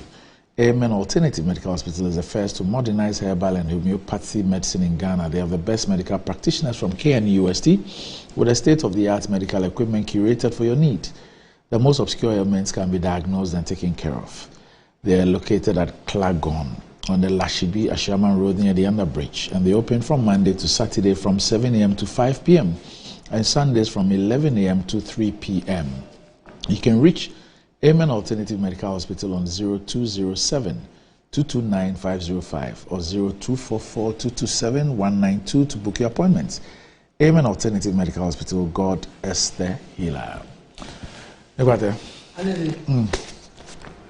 When you asked the question directly to me, how I saw our elections, and having sat through to listen to my big brother, I can say that yes, Kwesi saw nothing good about elections, just to look at the negatives alone, some commentaries that people have made. That is why I wanted to respectfully rebut to some of the statements that he has made. Okay. First of all, is the notion that northness have been pitched against southness. And I want to make this emphasis here. Nobody is pitching northness against southness. I was fortunate to be in the thick of his campaign.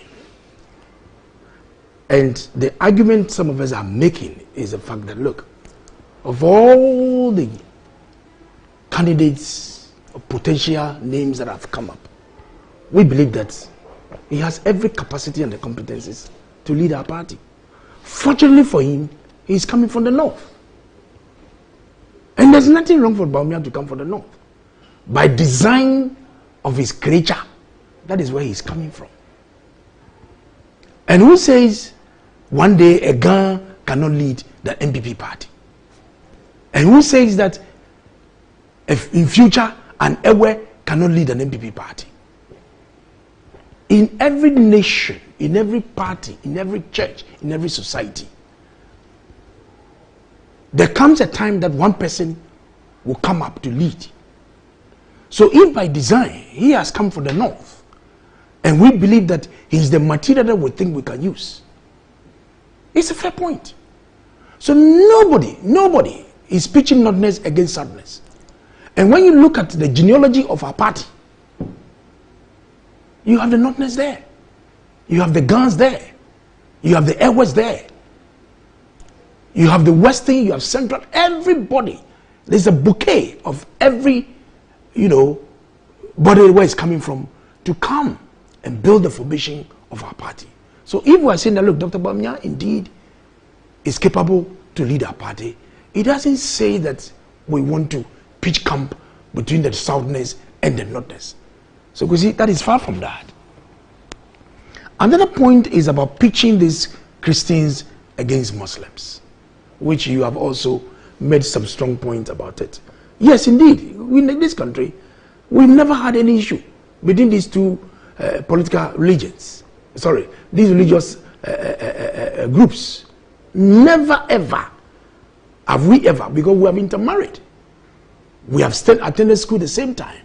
We have lived together. We have been working together. Muslims attend Christian churches. Christians also go to mosques to go and pray. And we have lived beautifully. In fact, this relationship between Christians and Muslims, I can say that is an envy to other people in the rest of some parts of the world. So Christians are not being pitched against Muslims. And who doesn't know that Christians are the major following in this country? About 70 plus or more, followed by the Muslim sects. So clearly, what Dr. Bawumia, whose background is a mixture of Christianity and Muslims, he hasn't said that, look, I want to belittle that of the Christian faith and promote my Muslim faith. Not at all. I was on yesterday morning on United Television. Boja Gemfi was trying to cast suspicions on Dr. Bawumia that in the morning he said he's a Muslim. In the evening he becomes what do you call it, a Christian. What kind of language is that? So I asked him, what is wrong about that? What is wrong about that? If naturally he's a Muslim, of course he has been a boys' brigade when he was a young boy growing up, and finally becomes a Muslim. What's wrong about it? So this is not the kind of conversation and discussion we should have in between Muslims and Christians. I don't phantom that. But you can't belong to two religions. But he doesn't belong to two religions. No, I'm just Does saying, he? No, I'm just saying that you cannot. But he's not belonging to two religions. No, because you said that somebody said he's. And because that is what, and I know my NDC friends. No, you don't get my point. Maybe it's how you communicated it. Maybe it's how I got you. You say that he says the man is Christian by day, Muslim by night. Mm-hmm. If it is true, what is wrong with it? That is why I made the point I made. Yes. So clearly, I see Dr. Bawumia as a Muslim by faith, trying to continue to build on the existing bond between these two major religions. And for me, that is the way I see it. So he's not coming to create unnecessary tension between Christians and Muslims. And even if he's standing here and he's addressing us, he will not even know by his name that he's a Muslim. You can't even tell. So clearly, let us be very careful the way we couch some of these statements, the way we go around it to make sure that we want to pitch Christians against Muslims. It's not going to help us. So it is not a conversation and a language Daniel, that we need to. Maybe the person you need to advise is the person that you support.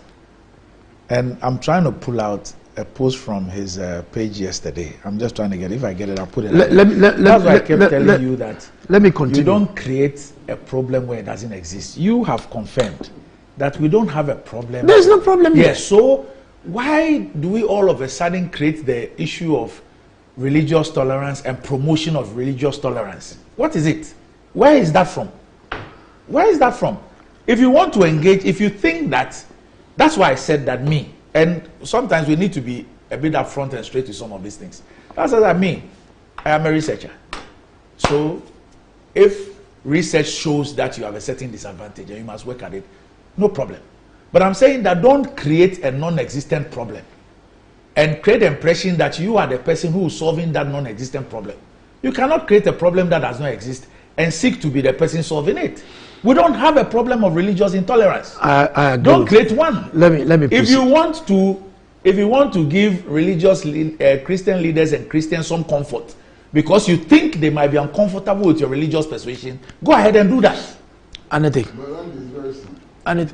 When you can't solve existing problems, you create dummy problems that you can solve. Right. Yes, Nekwate. Dr. Baume is not creating any problem. Okay, let's go. He has not created any problem. Not at all. So if you have that notion, please take that from your mind. He's not creating any problem. Me, I'm a Christian, the chief imam. So when I met him in his house many years ago, he took me to his private living room for a private. I went to see him on a private issue. He spoke impeccable Ga. He speaks Ga better than you and I. I know. Yes, he spoke Ga with me throughout. In his private living room. He knows I'm not a Muslim, I'm a Christian. I know. And this is how many years ago? So, 2004. We have lived with this for almost 20 years ago. For all these years. So I don't see why the early this morning should create any issues here. The blue economy that he touched, I think there was a program that the vice president attended. Okay. I think yesterday. Okay. No, not yesterday. Was it 3 days ago? Some few days back. And it was about the blue economy. Okay. And the blue economy essentially is about how to develop, climate change, fishing, yes, maritime, oceans, yes, ship chartering, insurance, banking, finance, tourism, the environment, extraction of oil. Actually, how do we tap the resources in the sea? Essentially, it's all about the blue economy. And he's saying that what we can do out of it. Now, he's a presidential candidate and the leader of the MPP in the 2024 elections. So if he's saying that, look, there's the need for him to look towards the blue economy, I don't see anything wrong here. Because we're going to come up with the manifesto. And based on the manifesto, what do we think we can add up so that we can go and market the MPP and himself to the people of this country? So, Kwesi, over here again, for him to speak on the blue economy, I think it is apt that he should touch on it, so that we'll be able to see a lot that we can do. Because currently we all know how the fishing industry, the exploitation by unauthorized means of fishing and all kinds of things, and the way how Akumsi and his ministry are working so hard to limit this kind of fishing negative activities in unregulated, unreported and illegal fishing in the sea. So clearly there are a lot of things. When you look at these parades on the high seas, how does security also support to make sure that the maritime services in the maritime industry are all protected, so that we're able to do international trade and all that. So oil extractions and all these things are all part of the blue economy that we want to deal with it. Then comes the issue of, you talk about Atta Kennedy and Dr. Amakuba. For me, I don't see them as members of our party. Anytime they open their mouth to speak, they want to attack government and the party. If you call yourself true members of our party, because he is a member of the CPP, I don't know whether he has even left or he's still there. It's for life. So even if there are issues, is that the way you address it? Anytime Dr. Mankuba will open his mouth respectfully to communicate, you're always attacking government, always attacking your party. That is not the right way to go. If you think there are issues in the party, you go to the party leadership. This is what you have identified. And this is my solution in addressing the problem. So you don't just get up every time. So for me, I have issues with the two gentlemen. You remember the book you wrote, Chasing the Elephant into the Bush? Yes. It becomes a topical issue, weapon for the NDC. Are you helping your party? Or you are destroying your party? So sometimes when the media send their cameras to them for them to contribute, well, because they want to, and you media people, you always want negative stories. Oh. The right people, excuse my language, sorry, not you. Because you want negative stories, you always want to go to people who will speak ills against the MPP. Because the national officers are there. The regional officers are there. The constituent officers are there. But you pretend and close your ears. Why would I want to hear what I know? Please, but I'll be told. But that is not right. But we must tolerate. So when you are talking MPP, don't talk about Tata Kennedy and Dr. Amakuba, because they don't speak for our party. Again, so now they have been dismissed from the party. Nachi, who? Dr. Makuba. Because I said sometimes the way they communicate, the way they speak. So are they no longer members of? Well, they are members of the party. I agree. But how do you continue to denigrate your whole party publicly? They are unhappy. They think that. So if you're unhappy, Anita, you are here. Yes. If you're unhappy, you're on set. Yes. A major platform program that you are chairing. Yes. If you're unhappy, you go on air and talk about that. Maybe I have channels to use, and absolutely. Those channels work. Absolutely. No, maybe when I maybe when I speak with him, when I speak with him, I'm uncomfortable with Dr. Maku Ba and Dr. Takenedi. Okay. The way they handle party issues. Well, and that is not fair. That's your opinion. We need to. And they need to change. Yeah. Okay. I'm a checker. Okay. Then comes the issue about Kwesi saying that Dr. Baumia never won in part of the entire northern region. He says he didn't which is right. Sweep. Yeah, but he won over 90%. Massive there. But there are few issues that can be linked to chieftaincy. We all know that I don't want to mention here because we lost Zebila, we lost Garu, we lost Binduri.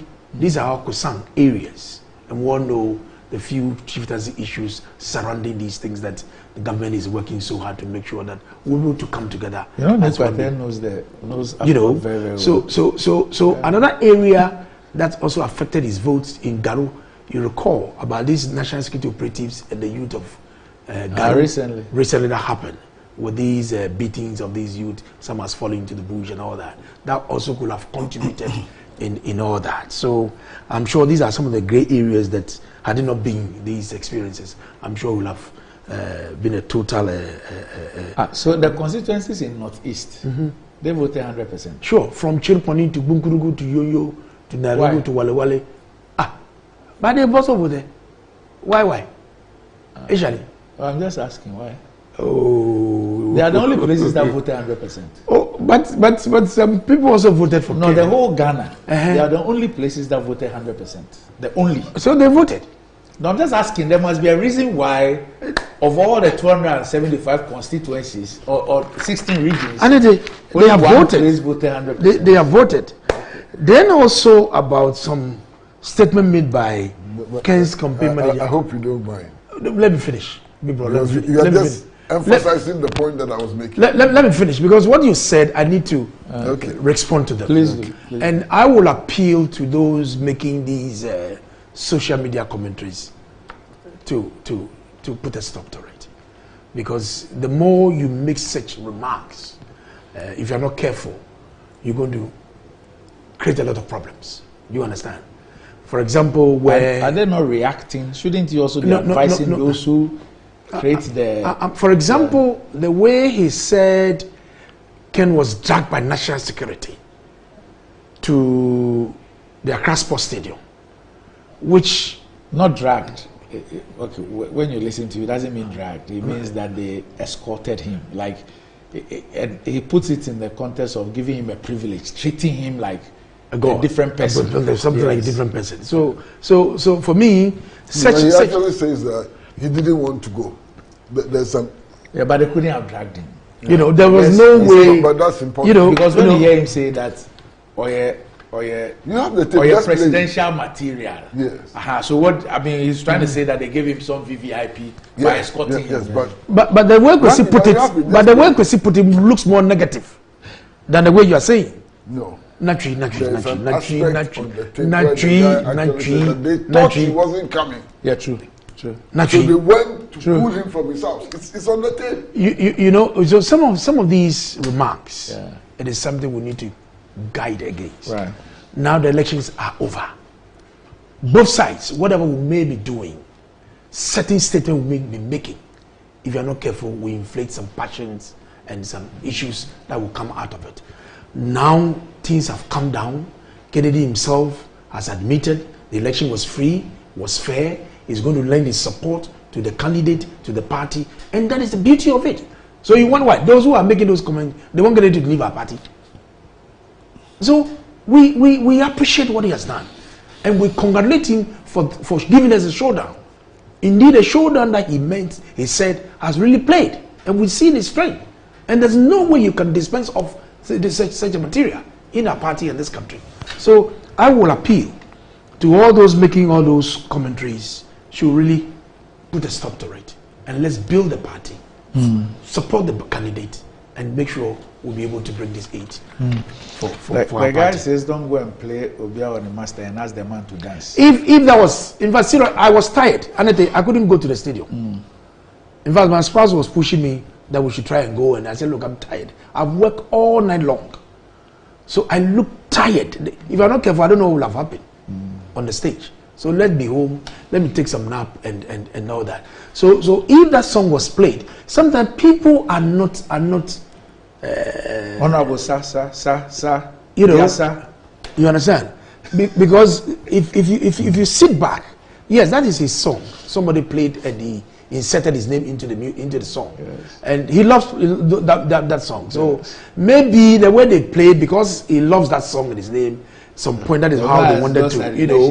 And somebody sitting somewhere might think that they are trying to disrespect him, or you know, that kind of thing. But fair enough. I think that what we have reached now, we should let sleeping dogs lie.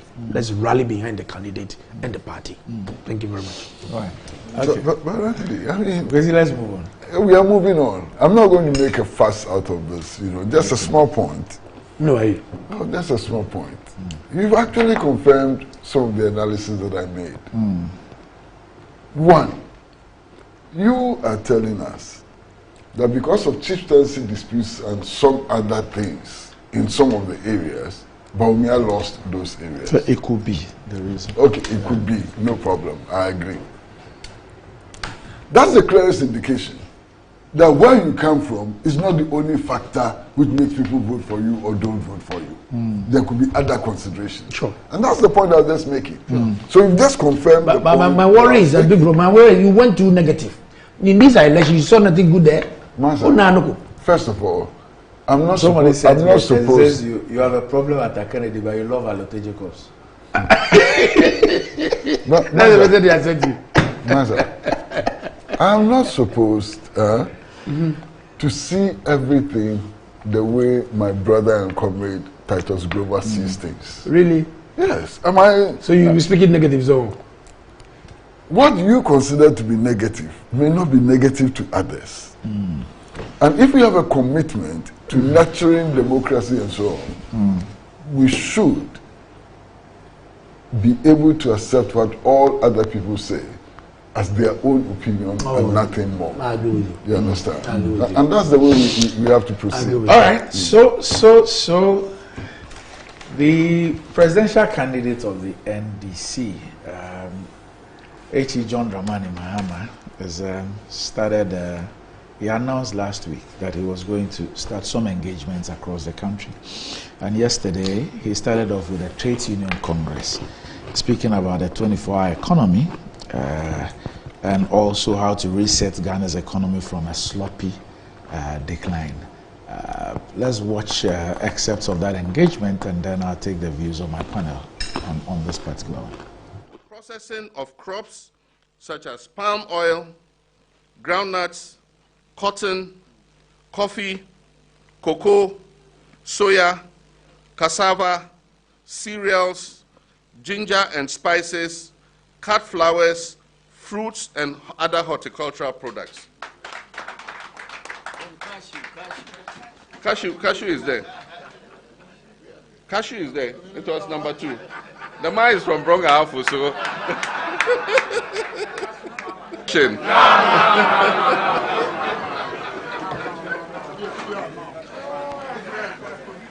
Thank you very much. Comrade Chairman Alex Nyako, Comrade Secretary General Dr. Yaoba, executives and officials of the Ghana Trade Union Congress, in other words, BOLA status. The escalating cost of living driven by hyperinflation, a collapsing currency, and rising prices of essential items, including food, has made life unbearable for millions of Ghanaian households who are currently practicing the 001 or 010 or 100 formula. For those of you who know it, you know it.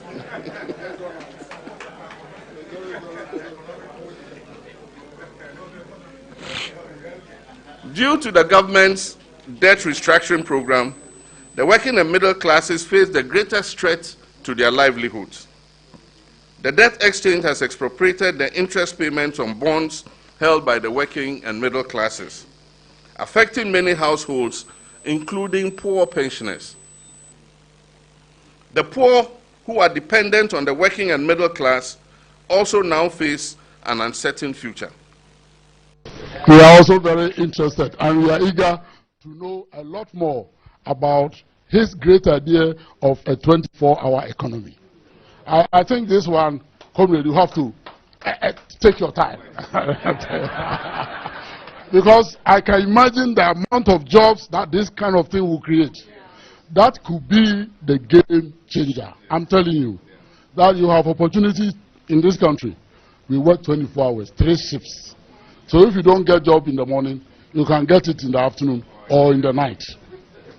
So where are the young people? Get ready for jobs. The value of the cedis was falling like stone thrown from heaven. Inflation and cost of living were rising and Ghanaians were suffering. This was 2000.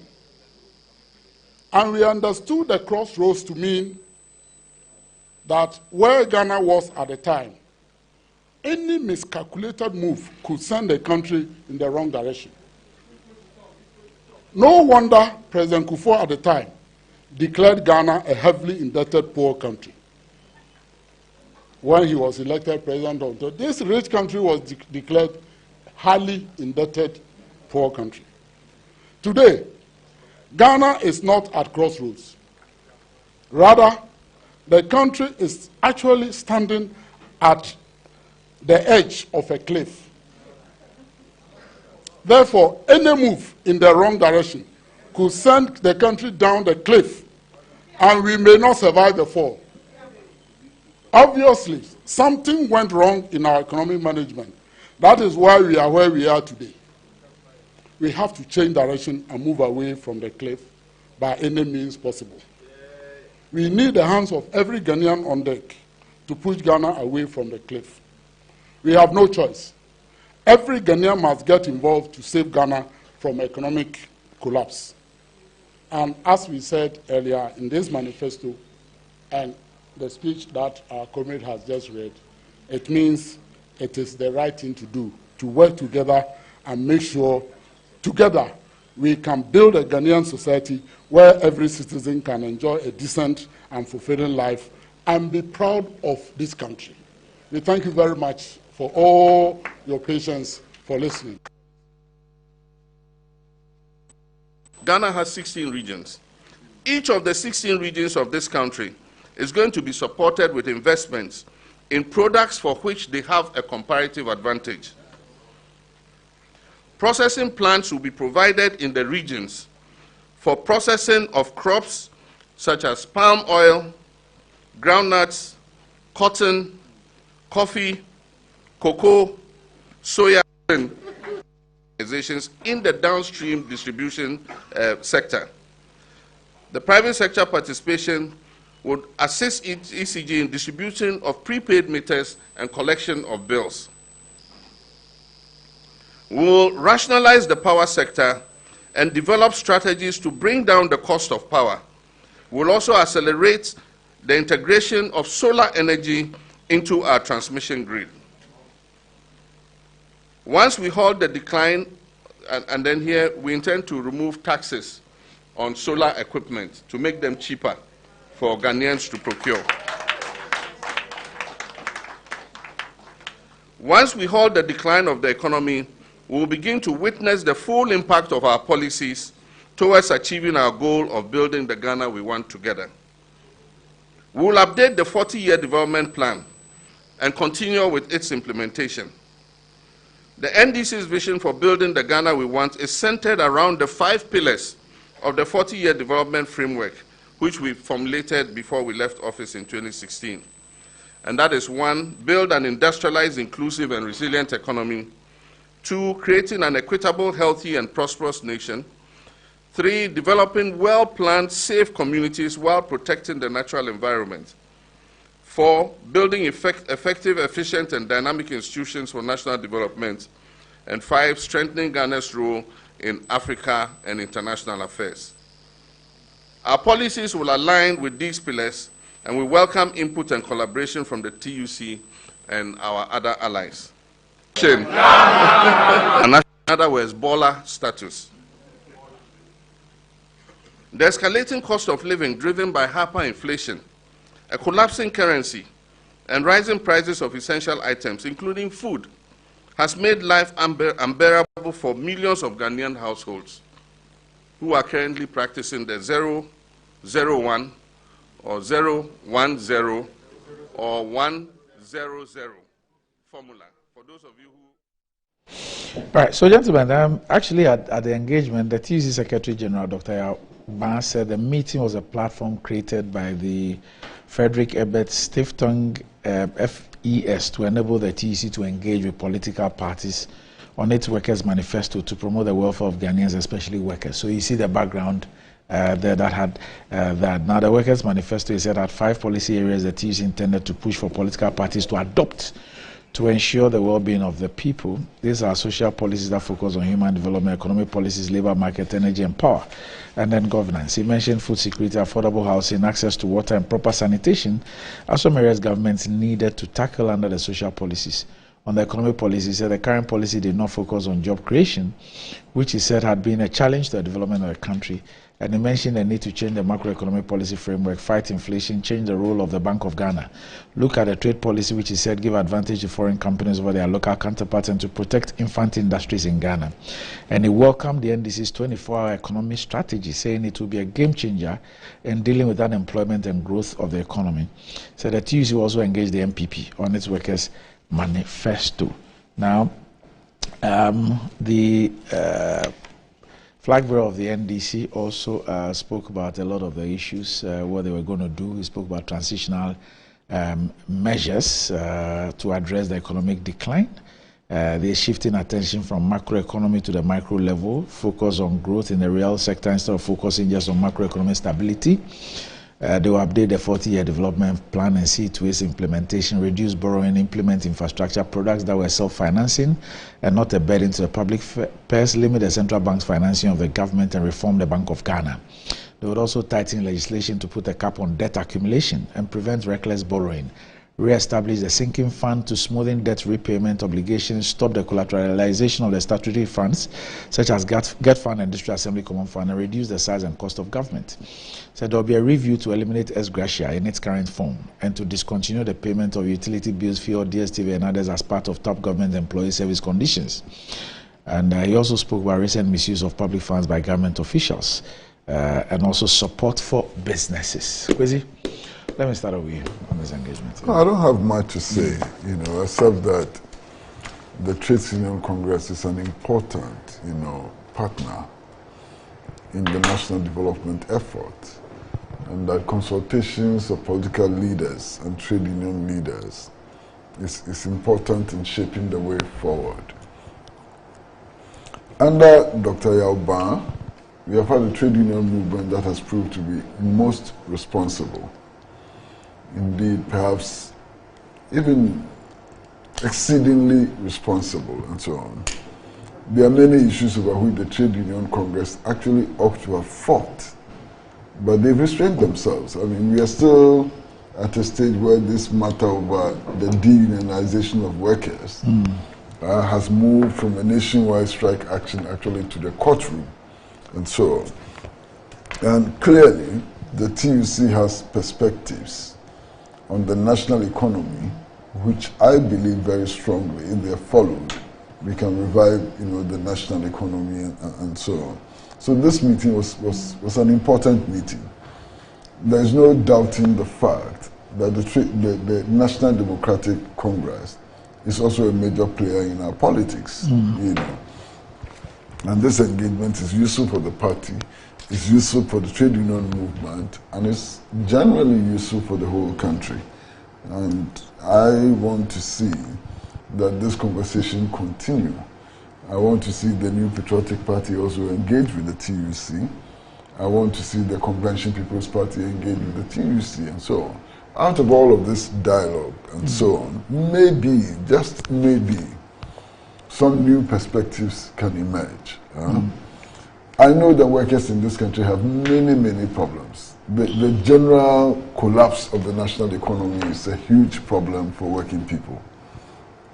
Look, we are having this discussion at a time where government cannot raise 4 million cedis to support the renal center. Government does not want to pay. Not that government cannot raise. Oh, but that is worse. I say government cannot raise. You just even mentioned. But that is worse. You just did a small analysis of even the expenditure of elections. Just the DD expenditure of one candidate. So over 4 million citizens, how can we say government cannot raise? Okay, Randy. We don't see it as a priority, to be honest. What you are saying is more serious than what I said. Yes. Okay. Yes. Because if the renal center at Kolebu can be closed because of for all this period, for 4 million citizens and adjusting the price.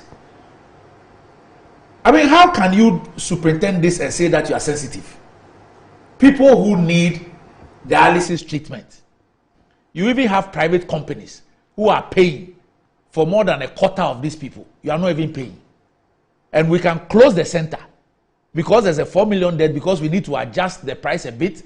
And we do not think that people who cannot go and get the arena already, people who need it 3 times a week are doing it once because they cannot afford. And we want this commentary on the front page of newspapers and everywhere that 4 million cedis has led to the closure of a renal unit at Kolebu Teaching Hospital. So what can I say? What is the meaning of this? After you have said all of this, what can I say? Let me jump from there. You said if this can make us angry, what else will make us angry? 4 million Ghana cedis. So that validates the point I'm making, that we need to be talking a lot more, and we need to be looking for new ways of doing things, because the old ways of doing things have become problematic in many instances. You know, I mean, we are here going to Parliament and go on radio and telling people that, oh, we intend going to put the thing on NHIS. Fine. But today, those who need the treatment, when people went there, they adjusted the fees. We kept lying to everybody. Oh, it's not true. It was a mistake. It was this. People showed evidence that they had indeed gone there and they had been charged the new fees. The next thing we see is that there's a closure of the facility. So that even people who private companies have decided that instead of they using their profits to go and buy vehicles and houses, they will use it to assist Ghanaians who need renal treatment. They cannot even have access to the clinic to go and take the treatment that a private citizen is paying for them. And we are told that it's because we owe 4 million cedis. And because we must also adjust prices.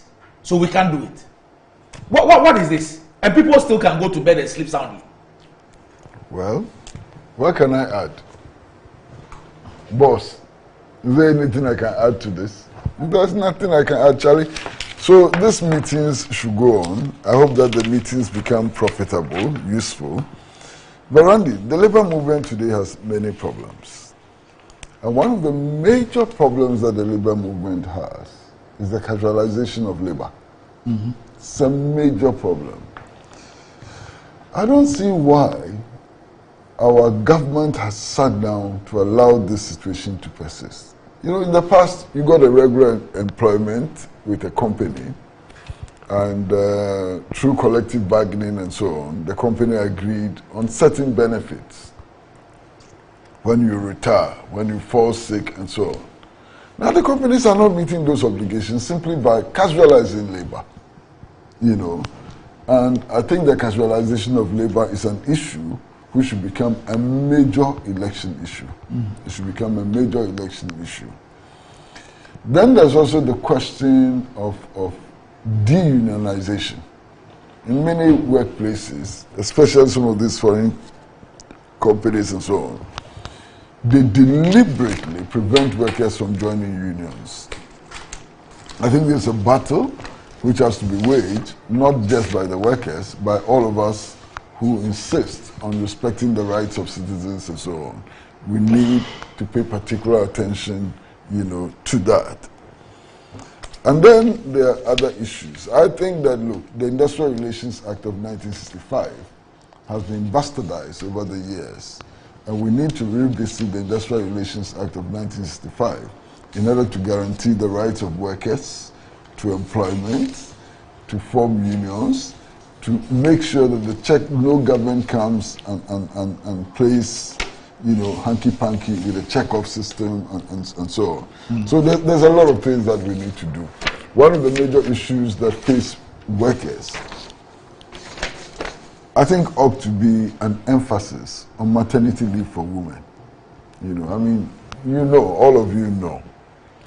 Under the current dispensation, women are entitled to 6 weeks before and 6 weeks after delivery.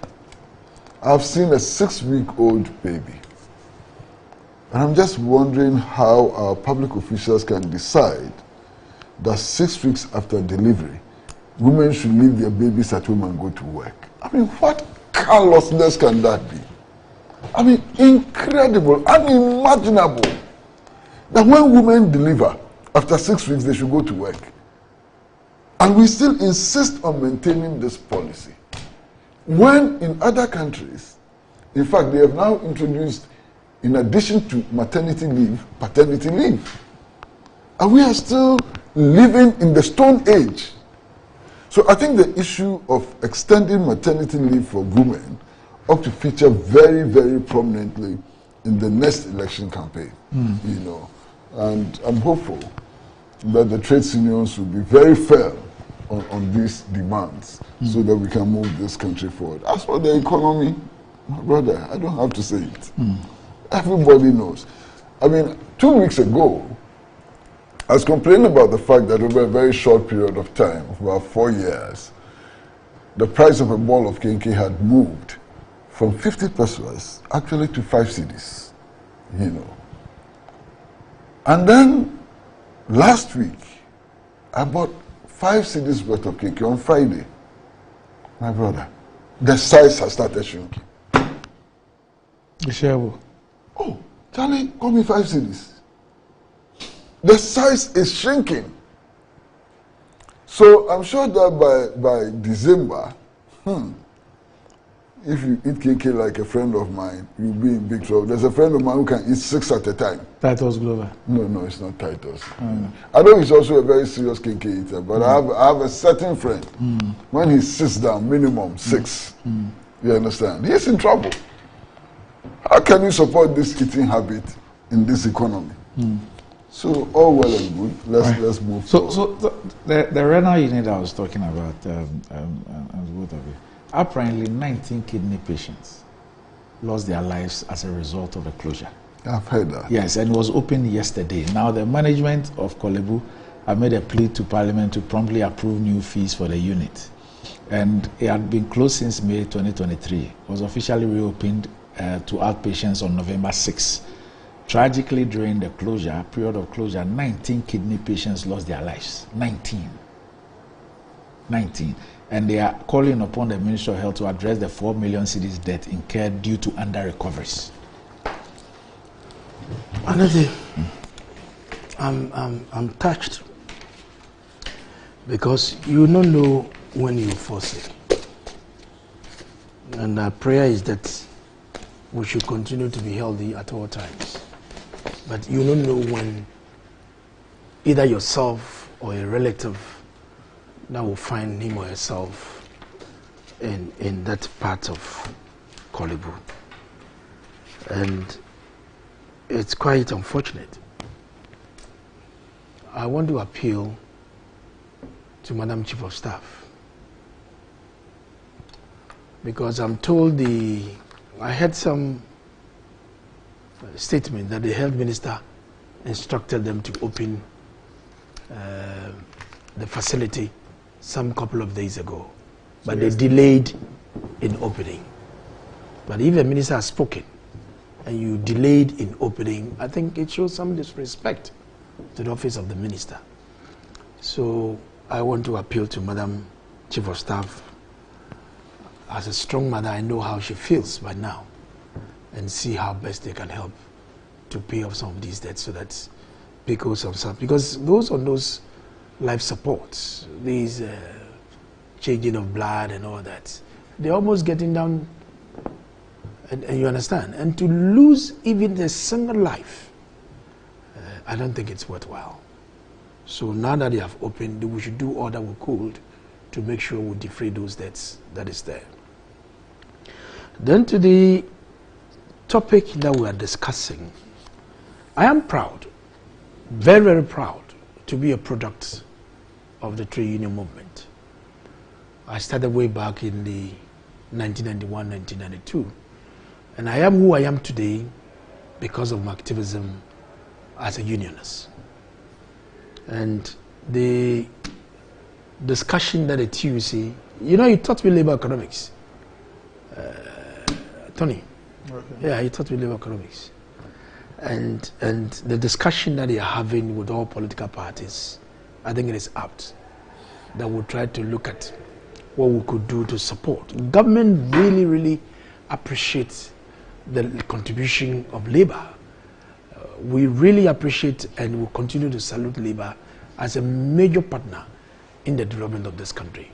So at every point in time, you see that the president or his vice and the minister are doing everything possible to make sure that whatever issues there are between labor and government are addressed. And at the enterprise level, you could see that there are some institutions, companies who really, when you come to my place like this, they will tell you that I don't joke with my union at all.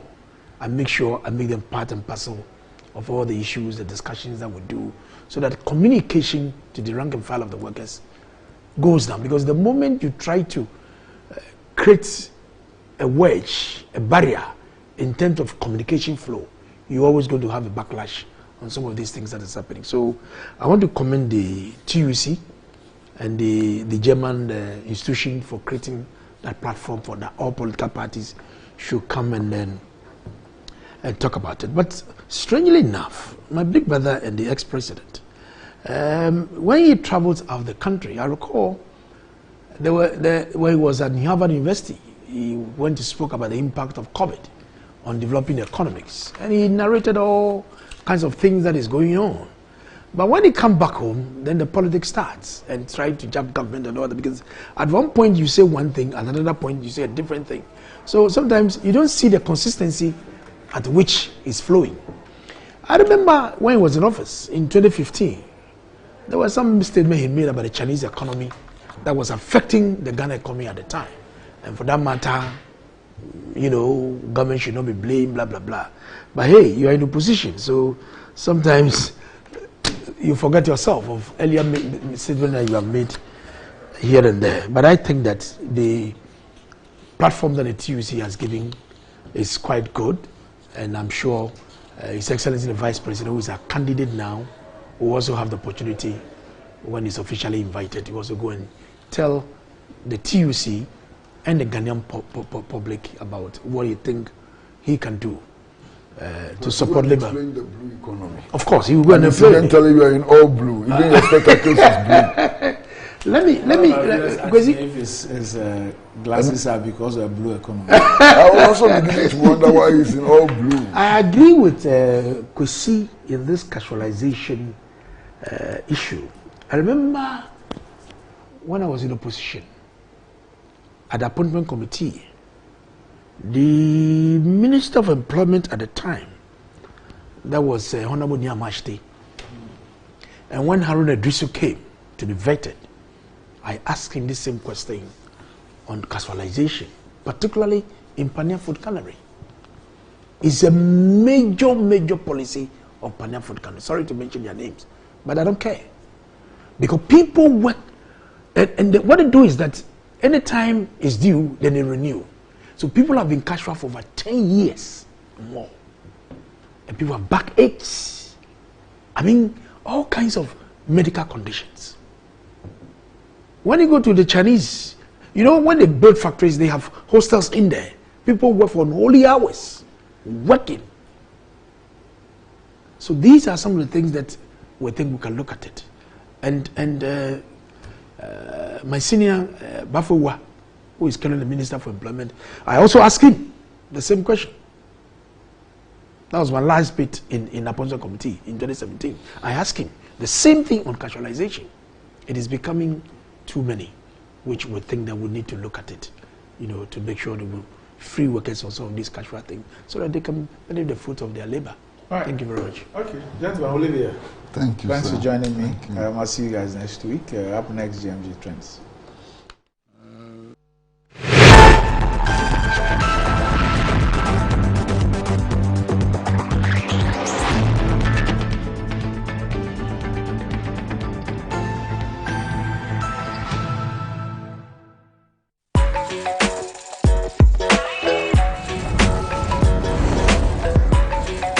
You are your own person, unique, one of a kind, special. That's why you deserve everything tailored to suit your particular taste, your preference, your needs. Just like MTN Just For You. You can get customized offers tailored to who you are. Dial *141# or use the MyMTN app to get to choose from a variety of offers made just for you. Yamawakwaba, the button Nadum Auto Fix and Accessories. Ahadie, a bano KSC near Wakadia. Ubenya Biwaha. Kabian in the house, any new here. Yansu ye were winning the four, or best son, we ye amount. Nadum Auto Fix and Accessories, ye jume did ye. 24/7. Ye CCU engine, brake, battery, yes, a sour tie. Say bano car wash dia. Je wo abefun fidelity say steamer ye be horo car engine abra nsuo car engine nim ye san ye detailing metre say ye betwetwe car no mu ba bia ma o ye wi a ya san polish car na ma o kama enye we no munku ye san to car batteries tires rims any de keke kan Manadum Auto Fix and Accessories ema o car ensi ne dadem na enwu adwuma ma o hwehwe ye chira kwan wo dansoma na sorry dan ho a ene KFC bon hwanimu e won kran se wo information anansem bi se bia 024-651-9369. Nadum Auto Fix and Accessories. O kwan so yon kwa papa.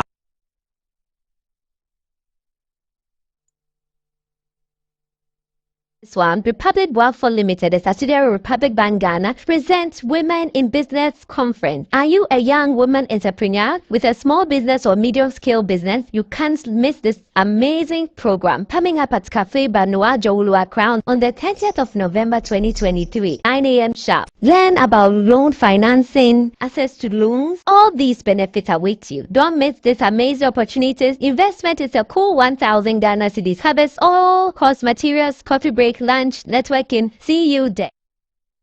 My son, there's more blessing in giving than receiving. When you fear for and couple the makers in The pneumatological aberration of the Lord revealed unto me this night that me and my household should go out into the world and bless the world. Makers Electronics Company Limited. I'm up to 67% discount. Our selected appliances. This is what I call quintessential immaculatability. The Makers Electronics Company Limited. Ewo Taifa Burkina Highway. Amasama Zongo Junction. Edike Pharmacy Dining. Oyer Fateman Boga Junction. Ashaman Valco Flat. Kumasi. Ahinema Kokobin. Asafu Bwachi Hospital Junction. Sakradi. Kuma. Number 9 Market. Tell mom and dad about the Makers Blessing Attack program. From 0552 222 253 and 0552 222 254. Terms and conditions apply. The same got to move.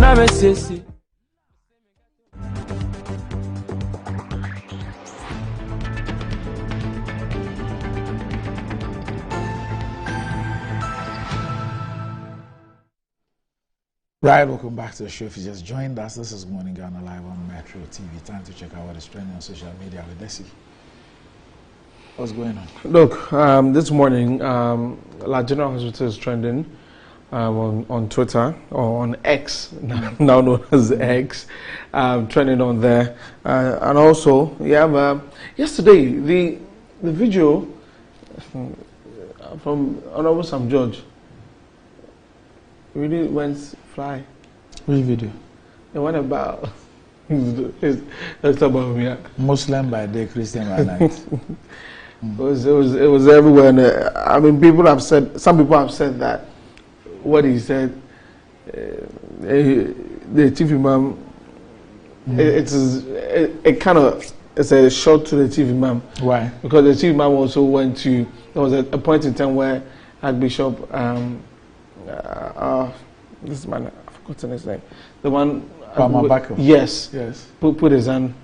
The chief imam didn't go and kneel in front of anybody to pray for him. So that's why that was trending also there on Twitter. But let's begin with the La General Hospital, because the conversation is going on since it was demolished in July 2020. It hasn't been fixed. I mean, people are complaining about it. That why do we not have that? So Amantabiago says that it doesn't seem the La General Hospital will be rebuilt anytime soon. Okay, we're moving on to the next one. And this one says that it's hard to imagine a Ghana where it's not about gaining political points on who's done A, B, or C in a debate, but whose lives are transformed. Just look at the La General Hospital matter. It makes no sense. Is it wrong to ask the cocoa seller to benefit from this? Ghana, from Gideon Ej Mawuto. And Toughness says that what's happening with the La General Hospital is very sad. Mr. President, you are responsible with your administration. You demolished a hospital with no plan to rebuild it. Such incompetence from you right now. Where do you want the people of La to go if they are sick? That's a question that Toughness is asking on Twitter. Also, Kovna says that the La General Hospital issue is one of the wildest problems that this government has created. One would hope that nothing similar ever happens again. So, Doc, that is also trending, the La General Hospital. It's so sad. I mean, it's so sad. And I thankfully they've removed those billboards. Just at Dankwa Circle, you would see a billboard of President Akufo-Addo announcing the sword cutting of that hospital. And this was a general hospital serving a whole lot of people, not just the La community. I mean, large parts of Accra. And then we pulled the whole place down. And three years on? We pulled the whole place down. We go and cut a sword because, I mean, look, next week I'll play the video of what the president said when he cut for the place. Yes. About the financing, when the project is going to start, when it's going to be completed and all those things. Only for us to find out that indeed we had not sorted the things out. It was just close to an election and all that. And now we raised the whole place down, and this is the billboard. We raised the whole place Such down. A nice edifice that would have been built. So you see, 11th of August 2020. 2020. So it's over 3 years, and we raised the whole place down. And some people even claim that when you go there, you probably even find grass cutter in Accra, inside Accra. I've been there. That should be earlier this year, last year. I did a story on that. I followed up. And then in one breath, we told the new finance. Another breath, my brother and friend, Dr. Kubo, has told us that it's been repackaged. It's been repackaged as one of the one district, one hospital. Yes, that's how they want to. And so if that is going to happen, maybe the original design might change. I mean, we're yet to. Now I'm reading that the majority leader says that the IMF program is what affected it, and it goes on and on. But look, 19 people are reported to have died because the renal unit at Kolebu was closed down. Over 4 million cedis under recoveries. 4 million Ghana cedis. 4 million Ghana cedis. Not dollars.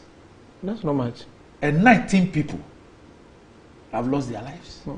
And the thing had to be closed and talk. It's supposed to have been opened yesterday or something. 19 people have died. I mean, multimedia ran some documentaries, spoke with some people whose relatives died and all that. I mean, and people have their jobs. People are able to sleep freely. People are able to speak freely. People are even able to speak to us about an elections 14 months away. When issues about a 4 million cedi under recovery has led to a closure of a renal unit and 90 people have lost their lives. It's the most critical point when it comes to dialysis in this country. And I really know that because Zoe Anito there has been moving up and down the renal unit. And I was just looking at, someone had sent me a patient who, anyway. Look, there are people whose renal dialysis treatment is being paid for. You know when you did the first guy thing? Yeah. And they are paying for about 25% or 30% of people. Now, even those beneficiaries, if the place is closed, what are they going to do? No, where are you going? The place is closed. Yeah. And now we're told that, you know, when the first time the thing happened, and people said that the prices had been increased, they didn't know. You know, we spoke with the CEO. Yeah, with the CEO. Yeah, I remember that. And they said it was a mistake, whatever. It turned out that people had actually been charged those figures. Seeing they asked the them receipt, to do it. Then they closed the place because they were under recovering monies. You see, we don't even have the capacity of being truthful. The capacity to even speak the truth, we don't have it. We don't have it. And it's about the health of people. You know, remember COVID? Yeah. We know how to revive the economy. We don't know how to raise dead people. Not so. And that our commitment will be to ensure that we don't lose lives. Lose lives. Yes. Yeah, I remember that. Because of 4 million cities, 19 people will die. Really sad. Really sad. This one. Anyway, also trending. That's a conversation that if you joined X yesterday into today, so someone brought up a GEPA documentary video that was shot in 2019, and saying that it cost about 100,000 Ghana cedis. That was 100,000 Ghana cedis, and a lot of people have been having a go at it that it was too much for a 3-minute documentary video. And so let's look at some of the comments. Sakure even tweeted, and then people are blasting him that why should he be saying that it is okay. So this was what started the whole thing, that GEPA CEO Afia Asabi What's the problem? Is the issue about GEPA spending 100,000 cedis on a video, or it is about people believing that the video shouldn't cost that much? So this is where it started, and so there was a breakdown. So when people understood the breakdown, but some people still do not agree, because that's what Sakura is saying, that even to shoot a music video, which is like a 3-minute music video, some cost more than 100,000. So people shouldn't be surprised that a 3-minute documentary video would cost that much as 100,000 Ghana cedis. Yeah, so that's what's been going on. Some people are saying that it's too much for a 3-minute video. Others are saying that, you know, it's okay. So that's been the back and forth. Sarkodie commented on it, and people came for his head. A lot more people in the creative space have commented. But I mean, musicians shoot music videos. That's like less than 2 minutes, or 2 minutes, 3 minutes. And it's more than that. So the creative space is really expensive in that sense. So that's been going on Twitter, the back and forth with regards to that. Also, this morning, Mr. Ibu was joining because I don't do MCing. Yeah. I don't remember the last time I did. You did. But assuming that I were available to MC a show. Yeah. You MC programs. Yeah. Obviously, if somebody decides to get me to MC a program, it probably will cost the person maybe 20 times how much it will cost to get you. Yeah. Not so. Yeah. So that's the same analogy. Yeah, so you go to your pari, you pay your pari. Yeah. As to whether the decision, whether that is where you should have gone to, whether you could have done it at a lower cost or whatever, is another matter. Yeah. But Yaupari has his fees. If you decide to go to Yaupari, you pay Yaupari. You pay Yaupari. Do you understand? Yeah, I get it. I get so it. So it's about the public officer, and you see, anytime it's about public funds, that's where these issues come up. I'm sure that if you were a private company, and the private company had decided that for what is worth with what they intend doing, they need to get Yaupari and pay Yaupari money for it. Yeah. I'm not sure anybody will be speaking about it. I think the other issue also has to do it has to do with public funds. Yeah, and they say it was sole sourcing. Yes, I mean, so you can also deal with the issue of sole sourcing. I mean, sole sourcing is legal. You know, it is legal. It's legal. It's in the law. Okay. But there are bases for it. So there are conditions under which you can engage in sole sourcing.